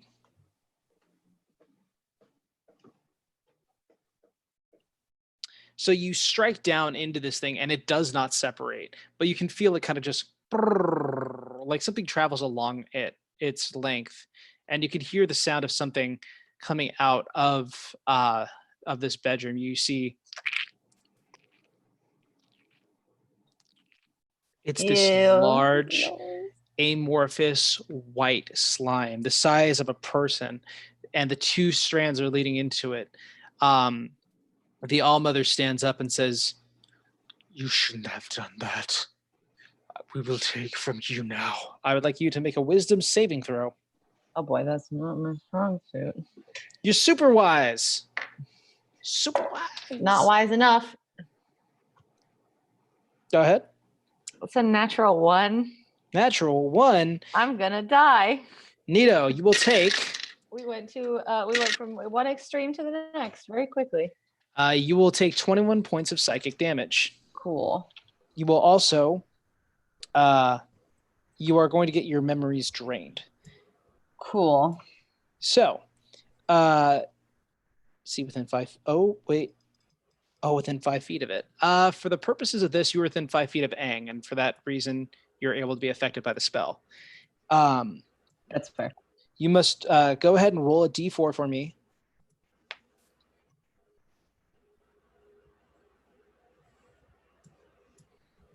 A 4. Okay. You will subtract a 4 from any ability check or attack roll you make. Cool. Yeah. It gets worse as we get further. I would like everyone to go ahead and roll initiative.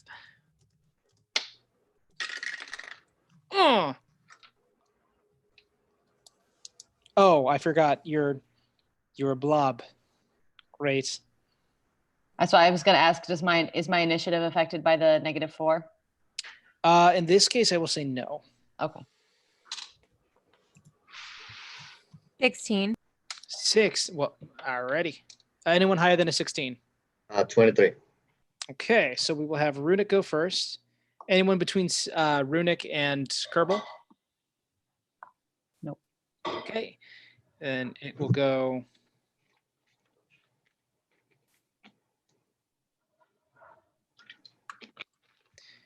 Runic, then the amorphous blob, who I'm just going to take to calling Teddy, and then Kerbal. 14 to 10, or 15 to 10. 12. Okay, and then we have Mika. And then I'm guessing that Hariel is in dead last. Yeah. All right, Runic. Not in our hearts.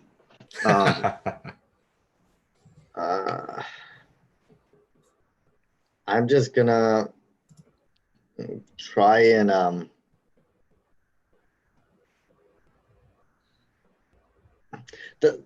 so like both of was it Aang and the All Mother? Do they seem like hostile against us? Like, do they seem like They do, yes. You saw that that Aang kind of reached out and placed his hand upon like it's weird because Micah is essentially the same height. Places his hand on Micah's shoulder and she like grabs her head in writhing pain. all right, I'm just gonna shoot the kid. Okay, go ahead and shoot the kid. That's gonna be 27 to hit. Okie dokie. And that's going to be 10 points of damage.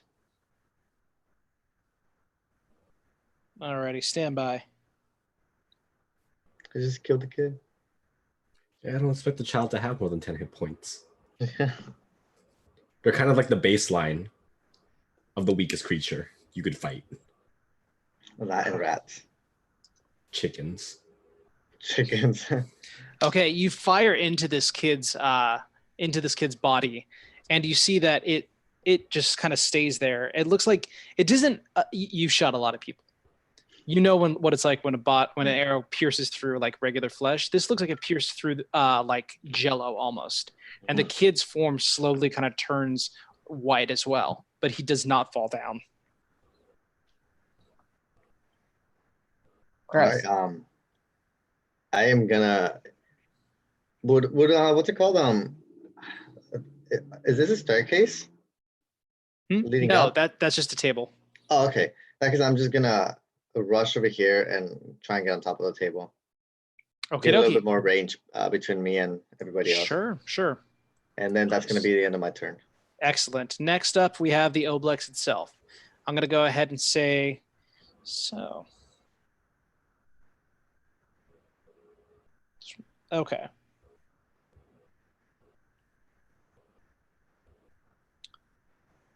The movement on this is so weird. Okay. As the Oblex, the All Mother is going to move to Kerbal and is going to go ahead and her arms kind of like meld into these amorphous blobs as she like swipes at you. So she'll go ahead and do one attack. So that is going to be 18. Does that hit, Kerbal? Yes. Cool. Sorry. Now you're good. So that will be 8 points of bludgeoning damage, and then 5 points of psychic.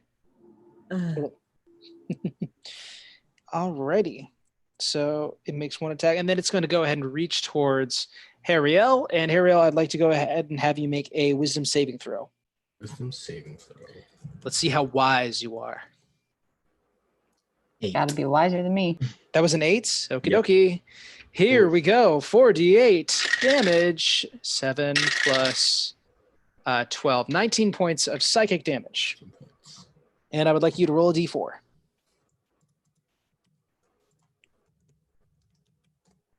A 2. Okay. Oh, I apologize. Every time that you make an attack, you have to roll that d4. It's like Bane, but at a greater attack. So I don't take I still take a -4 to stuff. You will roll the d4 when you take that minus, though. So when you attack, you roll a d4. Got it. Okay. As it reaches towards you, you seem to forget what the context of your message said when you sent it to Minnie through the cleric. You can't remember what you sent, only that you did send it. Micah, your perspective is a little bit different. You don't know how Hariel survived the attack from the super weapon. You have Whack. forgotten it. The Oblex has taken it from you. And that's their turn. That's it.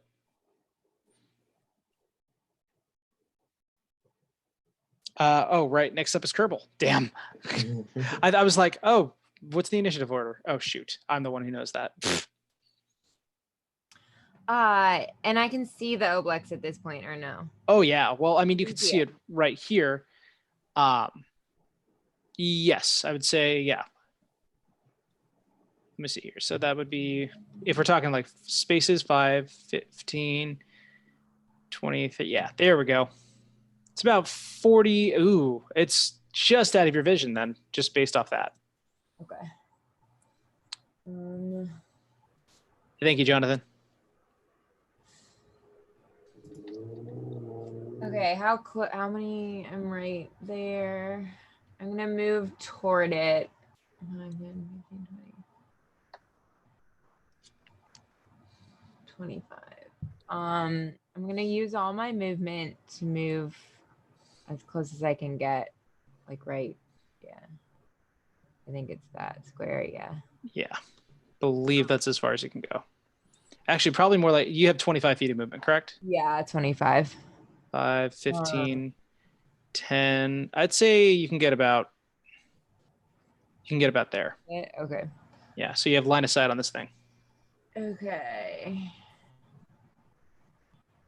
Then I'm gonna short bow him. Go for it.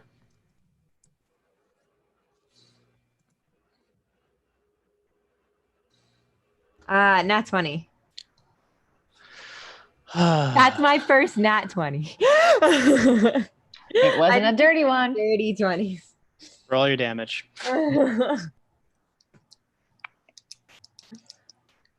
I'm eating someone. I haven't decided who yet, but it's gonna be someone. 9 damage.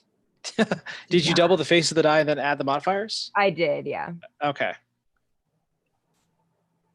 Cool stuff. You go ahead and with a short bow do a very acutely aimed shot right into the center of this thing. And as you see it pierce into it, you can kind of see a different shade of black ichor kind of come out of this gelatinous white ooze.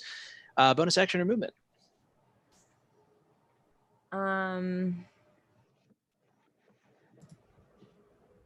I'll stay where I'm at. Okay. Next up, we have, Micah. It's your go. Okay. So can I kind of tell from what's happened that Aang and the Allmother are not really themselves anymore? They're just... Yeah, they're taking on like stranger forms. Their flesh is melding into this ooze-like substance. They seem to be changing color into purely white strands of this slime. Cool. Then I don't really have much guilt going to hit the what's not really the kid. Cool. I'll go ahead and turn and swing. Go for it. So I don't have very much movement to go anywhere else. Not super great. 14. 14 will just barely hit. What's the damage? Excellent. Did you minus your D4 from that? Oh, I didn't. So then it would probably not hit no matter what. And I got a 4, yeah. Yep, does not hit. Just as you go to swing at this thing, there's like a kind of a pressing pain, like the formation of a migraine that starts as you try to swing at this thing, causing you to miss. Dang. Bonus action or movement.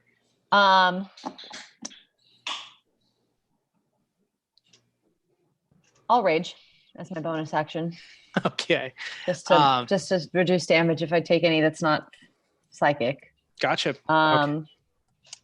And then I will actually go ahead and move, still within range of the kid, but just so I can maybe see this thing when it comes out. Sounds good. Next up. And that's it. Oh, alrighty. We have Hariel. Hariel, what's the plan? All right, I cast Mage Armor as an action. Cool. I'm going to spend 2 sorcery points to cast a quickened shocking grasp on the kid. Cool. Do I make a save or do you make an attack roll? I make an attack, so that's a 13. Did you roll D4 to subtract? Yes, Excellent. You said a 13 or a 14? 13. 13 will not hit. You go ahead and press your hand to your chest as the mage armor forms around it. Go ahead and roll a D20. Oh god. 7. Fine. And then you cast Shocking Grasp. If I'm not mistaken, that's a first level spell. That's a cantrip. Fine. You do go ahead and raise your hand to fire off this Shocking Grasp, but it just goes wide and actually strikes around the kid. It does not grab any purchase on him. Sorry. Okay. And then I will move in front of Runic and take the attack of opportunity. What, right? Oh, you're already moving. Gotcha. Okay, I will go ahead and make that attack of opportunity. That is a 6 plus 7, 13. Does not hit. Okay, the All-Mother's... So sorry. Was Shocking Grasp a melee attack? Yes. Okay. Since I'm engaged with the kid, my Path of the Totem Warrior gives advantage. Hold on, let me make sure that this is right. It just hit me. I was like, oh, it's a spell, it wouldn't count. And then I was like, wait, if it's Shocking Grasp. Well, the thing is, if it's a melee, he'd have to be within 5 feet to hit him. If Shocking Grasp... Sorry, I meant the All-Mother earlier. Oh, yeah, gotcha. I mixed up the 2 models. Okay, you're Gotcha. good. You're good. Oh, yeah, never mind then, because I'm not within the range of the All-Mother. Just kidding. Okie dokie.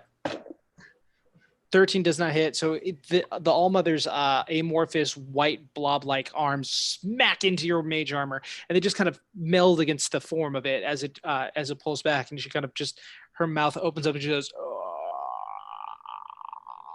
the jaw just dropping inhumanly lower, betraying like the white transition of skin tone to just this pale white pasty glue-like substance just dragging down. Bonus action and movement, sir. Well, that was action, bonus action, and movement. Never mind. Yep. Then we're back to Runic. Runic, what's the plan?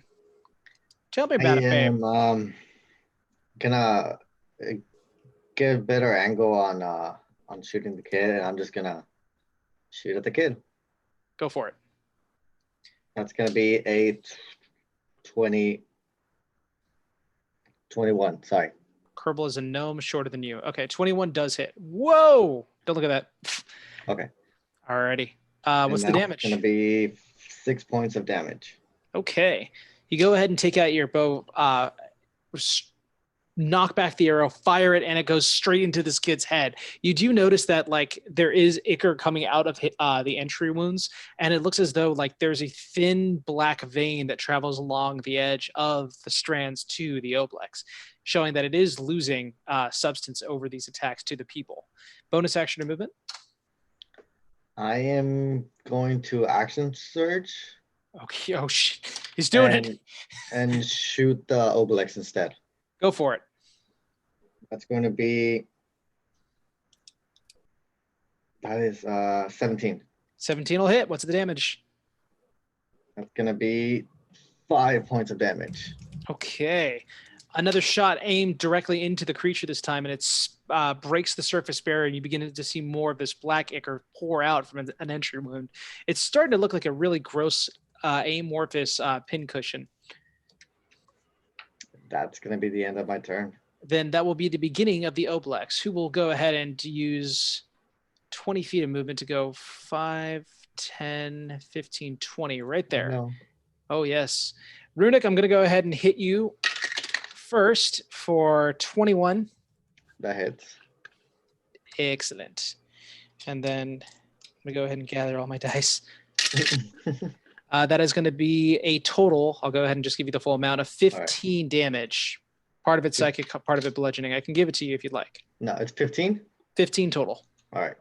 And I'd like you to make the wisdom save now. Wisdom save. That is going to be a natural 20. Shit!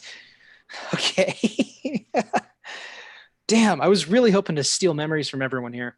The hand reaches out from the All-Mother as she's striking you with it, with like this, oh my gosh, the amorphous hand hits at you, and you can kind of feel like this intrusion into your mind. She takes this moment to try and like pull the memories out from it through contact, but you resist the urge for them to leave your brain.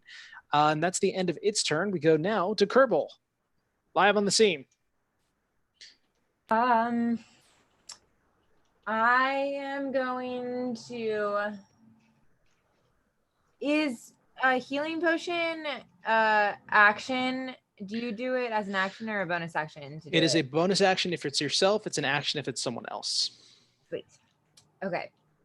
In that case, I'm going to short bow the Oblex. Nice. And bonus action take a healing potion master. Alrighty, go ahead and roll to hit the Oblex. Might go down soon. Oh no. That'll be a 10 or 8. 8 does not hit. The arrow goes far and just passes over this thing as it just kind of like makes a small hole for the arrow to pass through.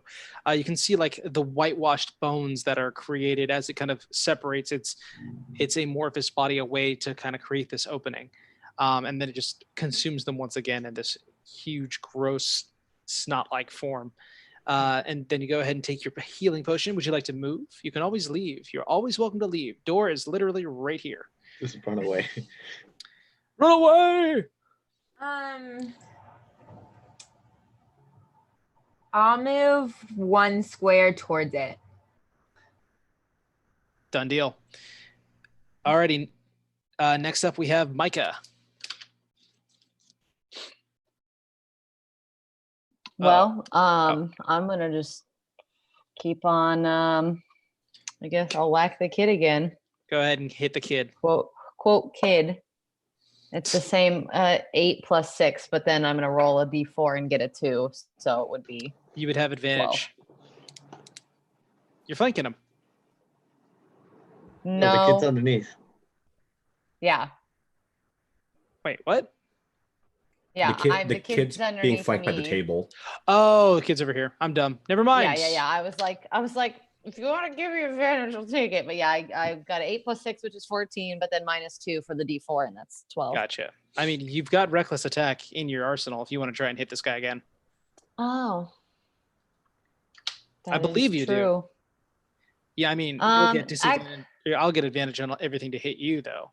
Yeah, that's true. Yeah, I'm not gonna reckless because I didn't say it in the beginning anyway. That wouldn't be Just making sure. terribly fair. It's all good. It's been like 2 weeks since we used these characters. It's true.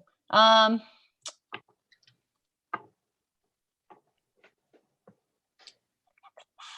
rage would end, huh? Because nothing hit me and I didn't Well, hit anything. Well, if you attack, that's enough. You sustain Okay. you sustain your rage as long as you're attacking or being hit. Excellent. I'll move 1 square this way to keep in range so I don't provoke an attack, but just so I can, if Sure. it starts to move closer, I can turn and hit the Oblex directly. Super. And that's my turn. Okay, Hariel, what do you got for me? Can I see the Obelix from where I'm at? Yes. Okay. Is the roll for throwing a potion just like plus dex? Yes. Okay. You're not proficient, so it's just plus dex and minus a d4, I should say. Yeah. So I'm going to throw one of the bottles of grain alcohol, not directly at the Oblex, but at the ground, like right in front of it. Heck yes. And I'm going to use Tides of Chaos to give us some advantage on that one. Okay, go ahead.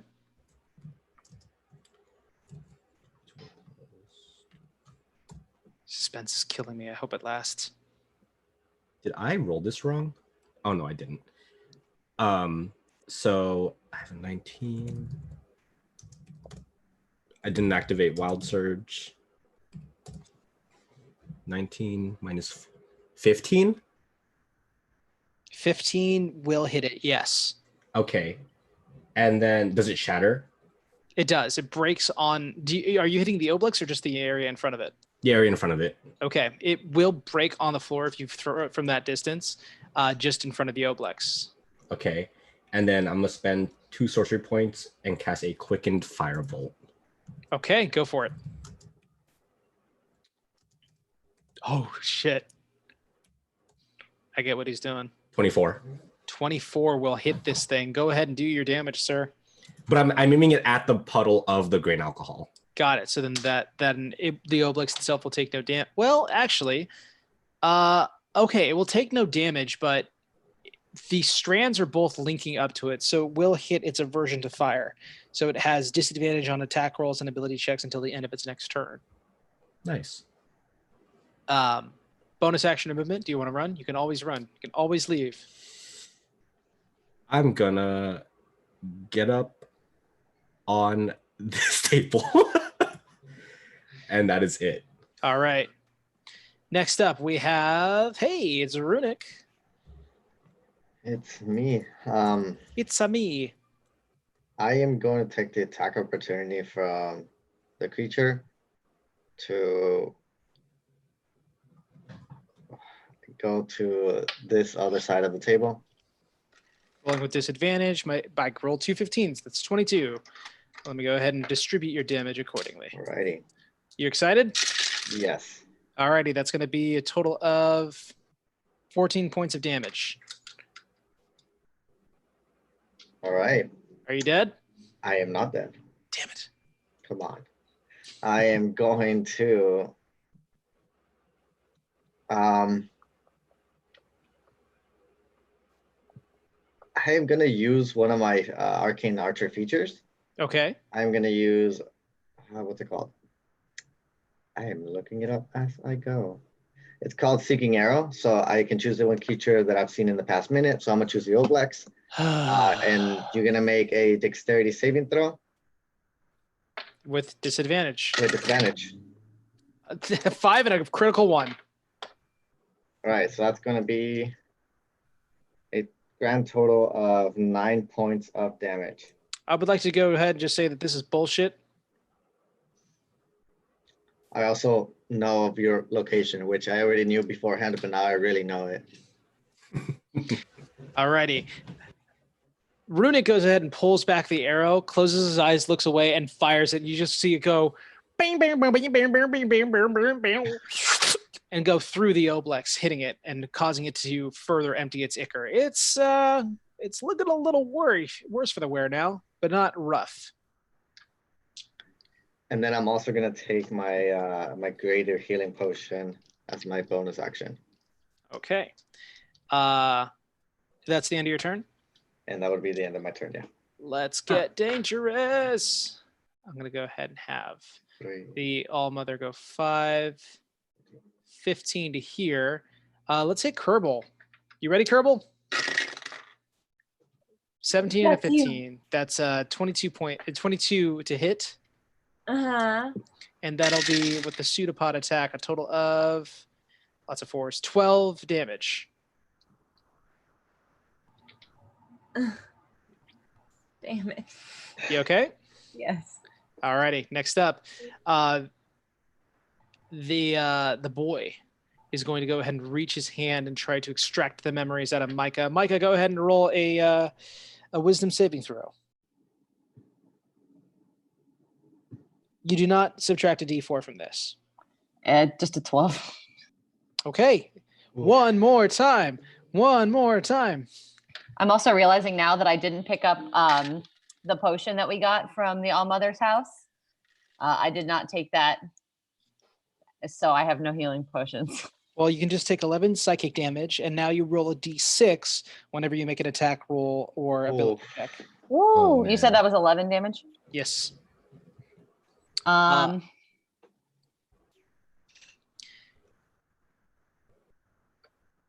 You also forget the name of the dragon-marked house that you worked for with this group. oh no! You I don't also even know who I forget. am anymore. Um, Yeah, damage isn't halved. It's only halved for what? Bludgeoning. It's not saying here. Yeah, bludgeoning. Oh, bludgeoning, Bludgeoning, piercing, piercing, or slashing. slashing. Yeah. There it is. Alrighty. That is the Oblex's turn. I am going to eat one of you. I just have to decide on which one I want to eat. It's me. It's gotta be May. Okay, Kerbal, it is your go. I know things seem rough. It's my turn. Oh, Okay. yes. You're gonna eat me. Okay. I'm gonna eat you first. Great. The All-Mother's right there. Would the Oblex get an opportunity attack if I engaged with her? If you engage with her, The All-Mother? Yeah. no, it would not. Disengage with him. Okay. Oh darn it. Wait.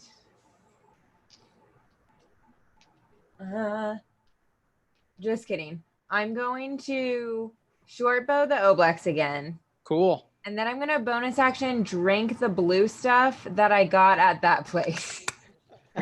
Because why not? Okay, go ahead and roll to attack.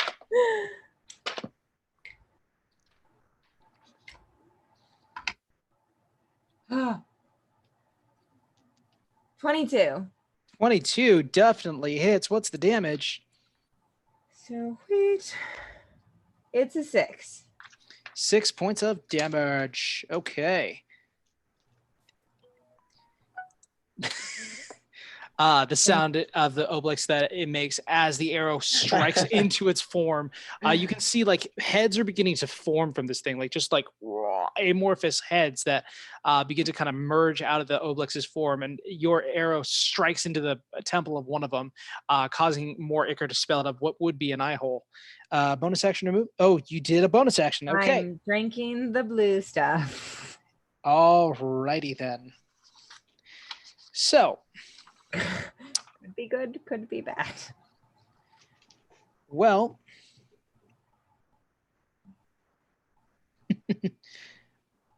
and I'm looking for the exact effects of it. It's a fireball. Okay.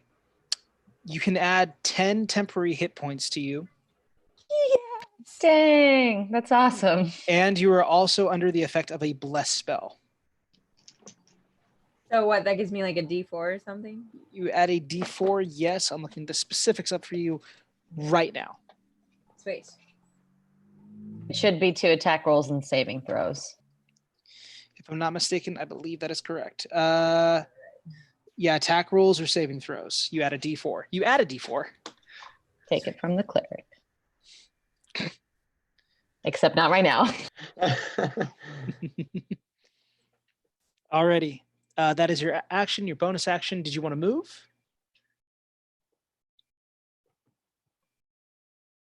Kerbal? I'll stay there. Alrighty. Then next up we have Micah. Excellent. I'll just try and whack the kid again. All To right. probably no avail. I'll roll the d4 with it. Did you want to do reckless or are you keeping it regular? Oh, I have to roll a d6 this time, huh? Not a d4. Yeah, girl. Dang. No, not reckless. I don't want advantage. Dang it. It's an 11. I only All rolled right. a 1 on the d4. I would have gotten a 15, but the d6 did me dirty. Alrighty. It seems like just all this, all the strenuous feeling of having the memories ripped from your mind is causing you to just blank out from where this kid is standing. 1 second he's here, the next he's dodging after you swung. Bonus action or movement. 5, 10, 15, 20. Heck, why not? I'm gonna move and risk the attack of opportunity. Might go down in the process. But I'm gonna move to behind the Allmother so that way Okay. Kerbal can have we can be flanking. Unless your AC is 11, it's going to miss with that. It's still technically on fire as the fire begins to catch onto the strands and travel up them. And it's starting to begin to hit the wood flooring here. So this place is starting to go up. Cool. My AC is definitely 15, so still hanging in there. Cool. That's your action. I don't think you have a bonus action and movement. I'm going to go ahead and say we go to Hariel. Hariel, what's the plan? All right, this place is going up in flames, and I am incredibly invigorated by it. I cast at the Allmother Scorching Ray. Well, shit. I know how this went for you last time. Oh, yes. Well, that sucked. Well, all of that sucked really bad. There's no way I hit with any of those because of the -4. Or I rolled an 8 and a 13, which if I roll the D4, I'm not going to hit. Okay. You said 2 8s and a 13? And I do not do Wild Surge. Okay, you rolled for Wild Surge. I was making sure. Yeah. Wait a minute. Did you roll? What'd you roll to do last time? What was your spell? My spell last time Was the last it was spell the I cast it was was a cantrip. Firebolt. Yeah. Fine. Look, people, I just want it to happen. I want us to hit that thing on Wheel of Fortune and just be ecstatic. Okay. You go ahead and fire Scorching Rays. You go poof, poof, poof, and each ray hits into this wall here and creates a scorch mark, but misses entirely the Allmother. Almost hits Kerbal. Nice. As a bonus action, I'm going to very shamefully drink my greater healing potion. Alrighty, go ahead and roll 1d4 for shame. Now, Runic, it's your go. It's my go. I am going to use another charge of my special arrows, my arcane shot, and I'm just going to use Seeking Arrow again. Go for it. You have to make a dexterity saving throw. I'm not very good at this right now. Okay, and I looked it up. It's actually just the ability checks and the attack rolls, if I'm not mistaken. Let me go ahead and look. While it's on fire, disadvantage on attack and ability checks until the end of its turn. It's not a save, so I'm just going to roll 1. That doesn't matter because it's a freaking 12. That meets it. Really? So Yeah, you do not hit me. It would be half damage. I always hit. Okay. That's going to be 7, so half of that, so 3. 3 damage. I never miss. I never freeze. Okay. As it bounces around, it just merely clips the side of it, but you do begin to see it bleed out its innards. Bonus action or movement? I'm gonna stay where I am. Okay. The Allmother is going to go ahead and try to hit. Let's go ahead and hit Kerbal. Okay, that's a 14 and a 9. 9 plus 7, 16. To hit Kerbal? 16. Yeah, that hit. All right, here we go. I rolled a lot of complicated stuff. 13 points of damage total. No. Okay. Are you alive? Fine. Okay. Fine. And I'm going to go ahead and have the wisdom saving throw be done by, I'm really sorry. Let me go ahead and do that to, goodness gracious, Micah, there it is.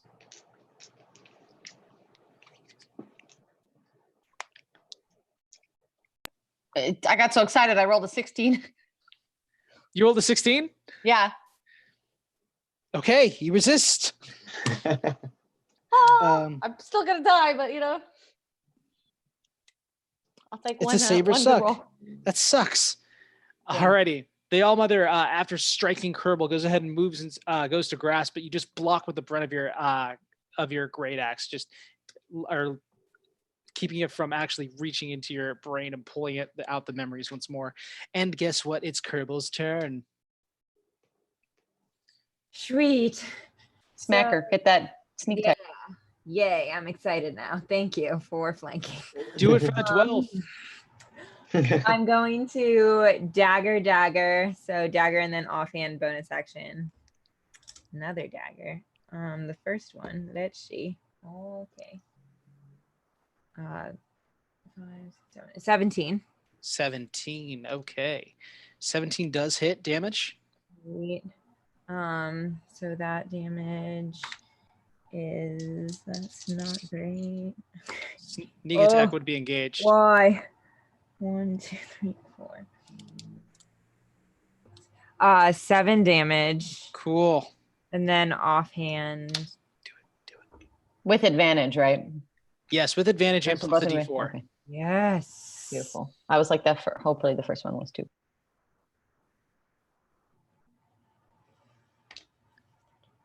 16. 16 does hit and damage.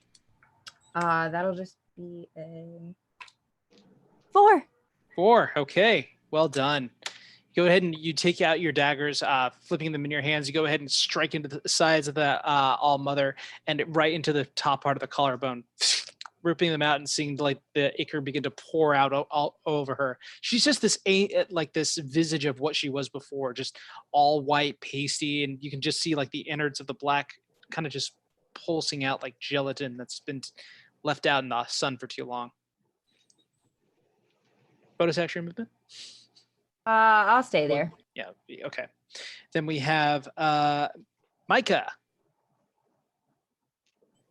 Excellent. I will go ahead and hit the All Mother with Do it. advantage, right? Since we're flanking each other. Correct.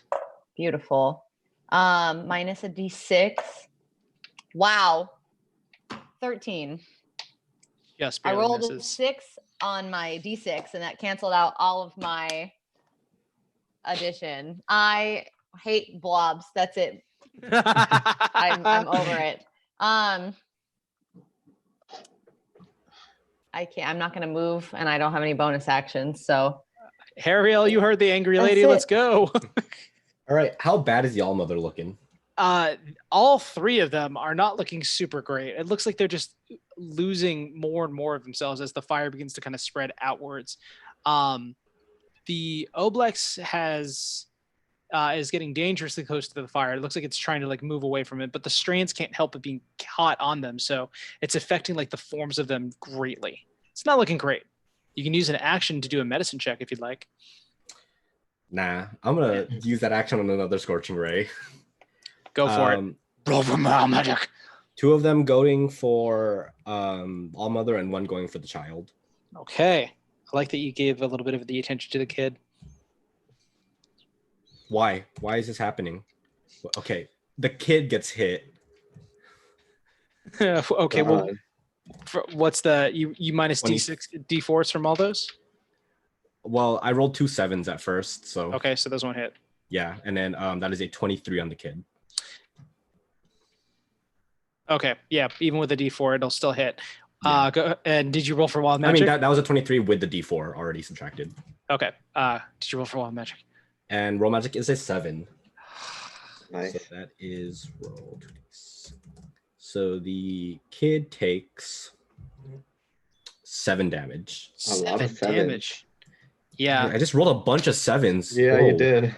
The rays firing out of your hand. This time they just barely miss the All Mother, and the last one strikes directly into the child's stomach, and you can kind of see it just kind of go. Nice. Nice. Nice. Next up, we have movement or bonus movement or bonus action. Nah, I'll stay here. Cool. Runic, you're up. Sure. Because I've said that I don't miss a lot. I don't want to jinx it. I am just gonna run up and just try and stab the All Mother. Go for it. That's gonna be. I don't think that's gonna hit. That's gonna be a grand total of 11. 11 does not hit. Okay. Alrighty. Is that And the end that's of your gonna be turn? my turn. Yes. So the All Mother, dodging out of the way of your knife, is going to go ahead and strike you. Crank that soldier boy. That's a 10 plus 17. That hits. Cool. You will take 8 points of damage. 8. Got it. Really upset by that roll. Make a wisdom save. Me? Okay. Yeah. Let's see. I'm getting my way one way or the other. That's gonna be a 14. You can go ahead and take 16 points of psychic damage. And I don't know if you were affected by eat memories before. Were you minusing a d4 from your rolls? No, You can do but so I am now. down. Awesome. As it strikes into you and like grabs into your brain, you can just see his eyes kind of roll back into his head as he becomes unconscious.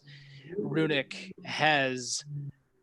Oh shoot, that's embarrassing. Sorry. There we go. You did. Okay. This has been a fun time. The movement by the Oblex is going to move back away from the fire that's rolling, so we're all good there. Next up, we have Kerbal. Kerbal, what would you like to do? I'm gonna dagger the All Mother again. Go for it. Do it. And I still have sneak attack.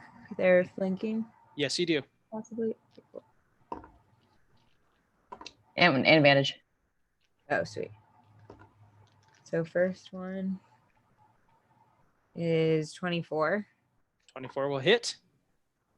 And second one is what's my one? 22. 22 will hit, and the damage. Wait, was the damage 22? No. Okay. I wish. Just bomb him, nuke him. 7, 8, 10. 13. 13 total. Yes. What are the details of its demise? What? Yes. I just like really excitedly like jump on her and screaming, "Ah!" As your daggers strike into her, you rip down all the way to the ankle of this form, and you see just the ichor begin to spew out, getting a lot of it over you, but shoot out like a garden hose that begins to deflate and eventually totally empty out the Oblex's innards. It is effectively dead.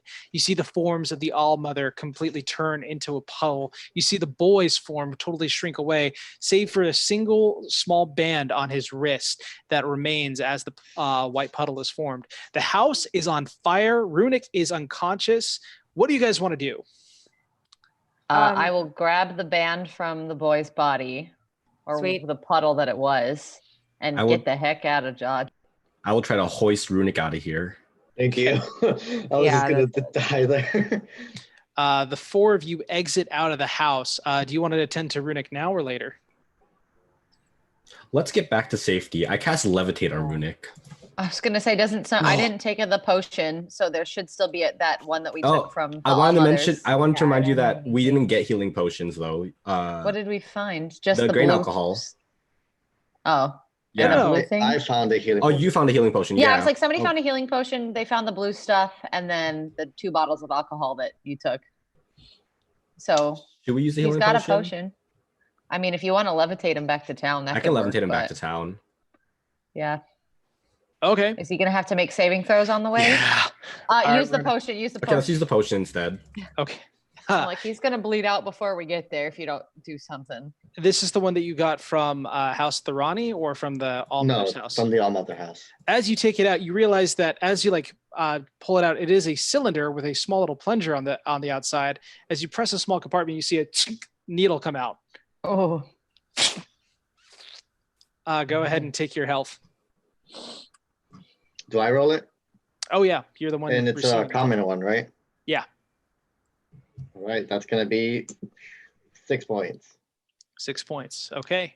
of the healing. You go ahead, as it's injected into your bloodstream, you're immediately brought back awake as though an adrenaline shot is rushed through your body. You go ahead and just stand straight up. You're like, and you see just the house beginning to become engulfed in flames. Okay. well, I'm gonna pretend not to be awake. Am I still being levitated? No, I never cast Levitate Damn on it, you. okay. I just dragged you out of the house. All right. I'm just gonna start like bolting it out. And on the way, can I just use my second wind? Yeah, go for it. You guys make your way back to Jal Parador.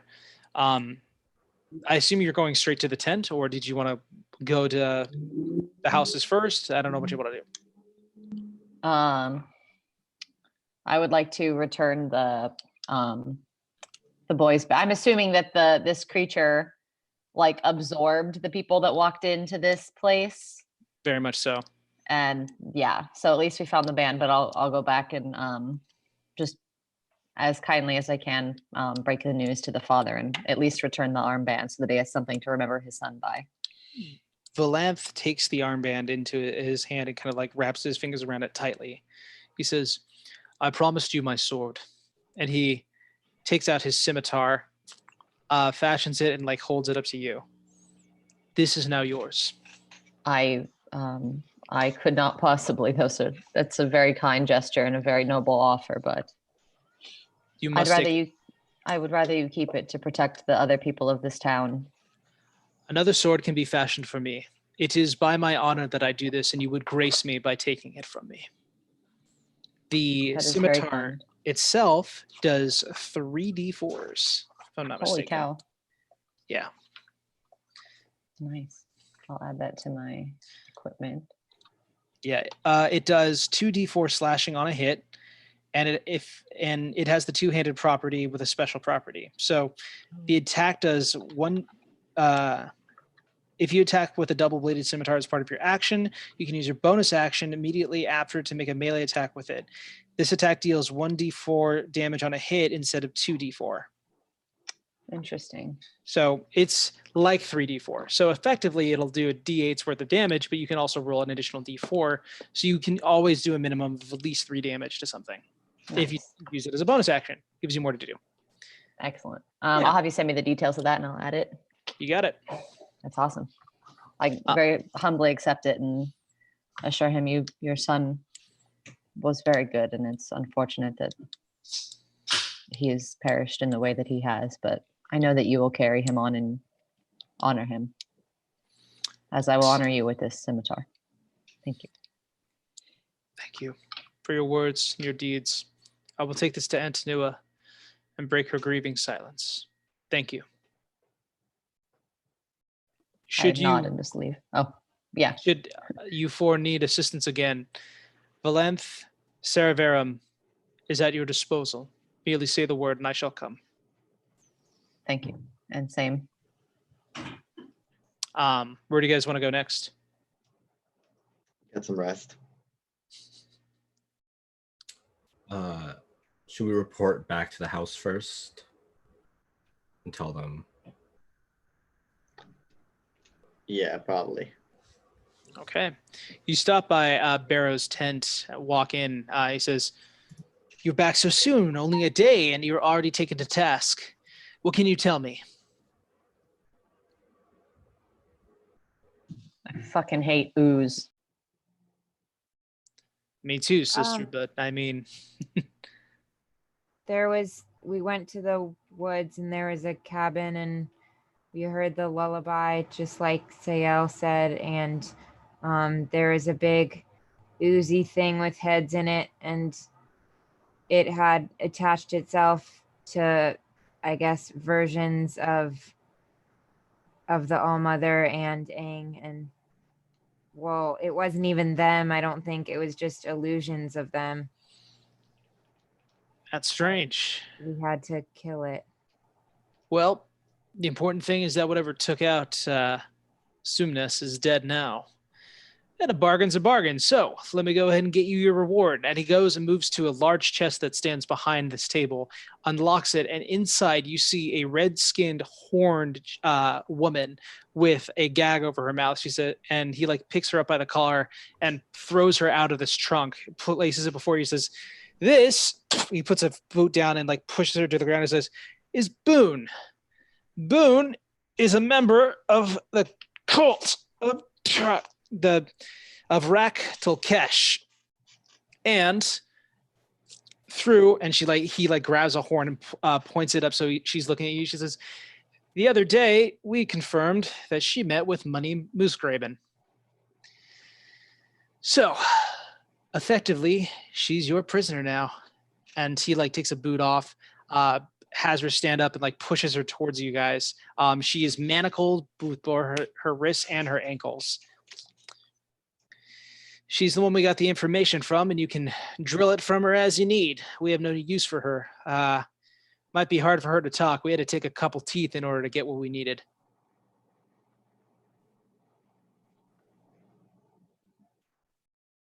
If she's not willing to talk, can you help provide the information? Well, I'm sure I can get creative. But all we know is this.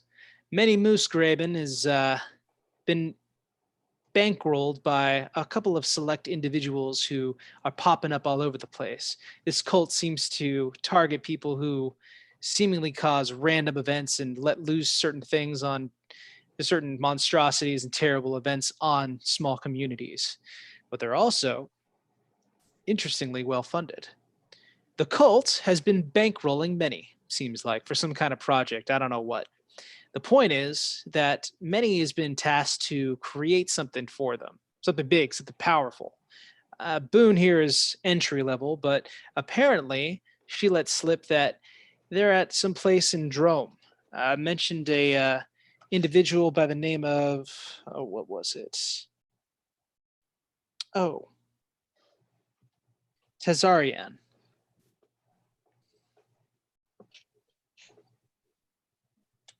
Supposedly, Tarzanian's got a keep in Drome, a couple countries away. So Many's been bouncing around from place to place. Supposedly, that's where she is now. Try and track her down. You can take Boone with you, or I can dig a hole out back for her head.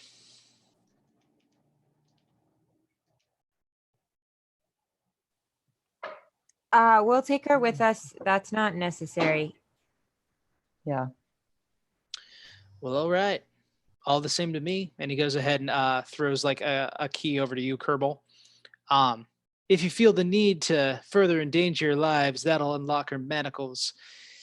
But I think I've given you all I can. Feel free to spend the night in one of the houses. I can go ahead and arrange Ivelios or maybe the Celaverum family to accept you in.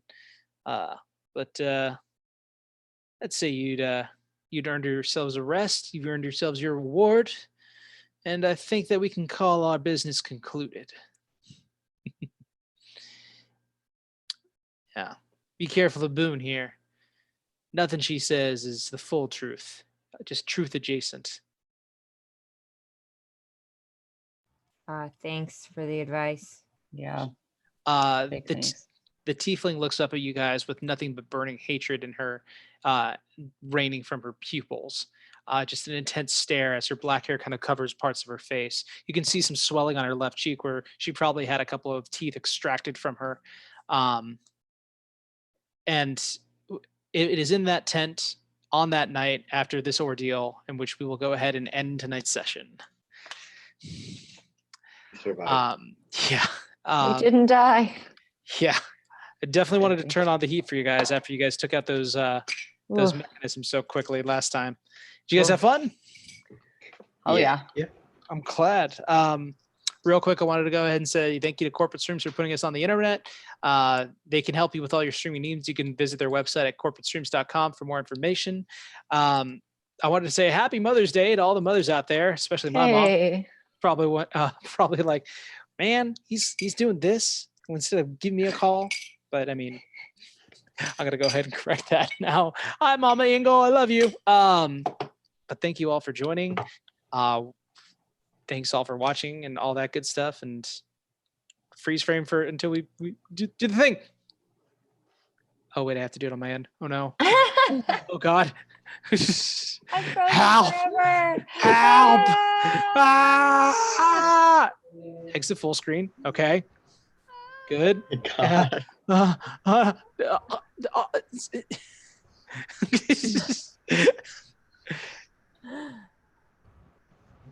There. Wait. And now we're done. Wait. Now we're done. Oh,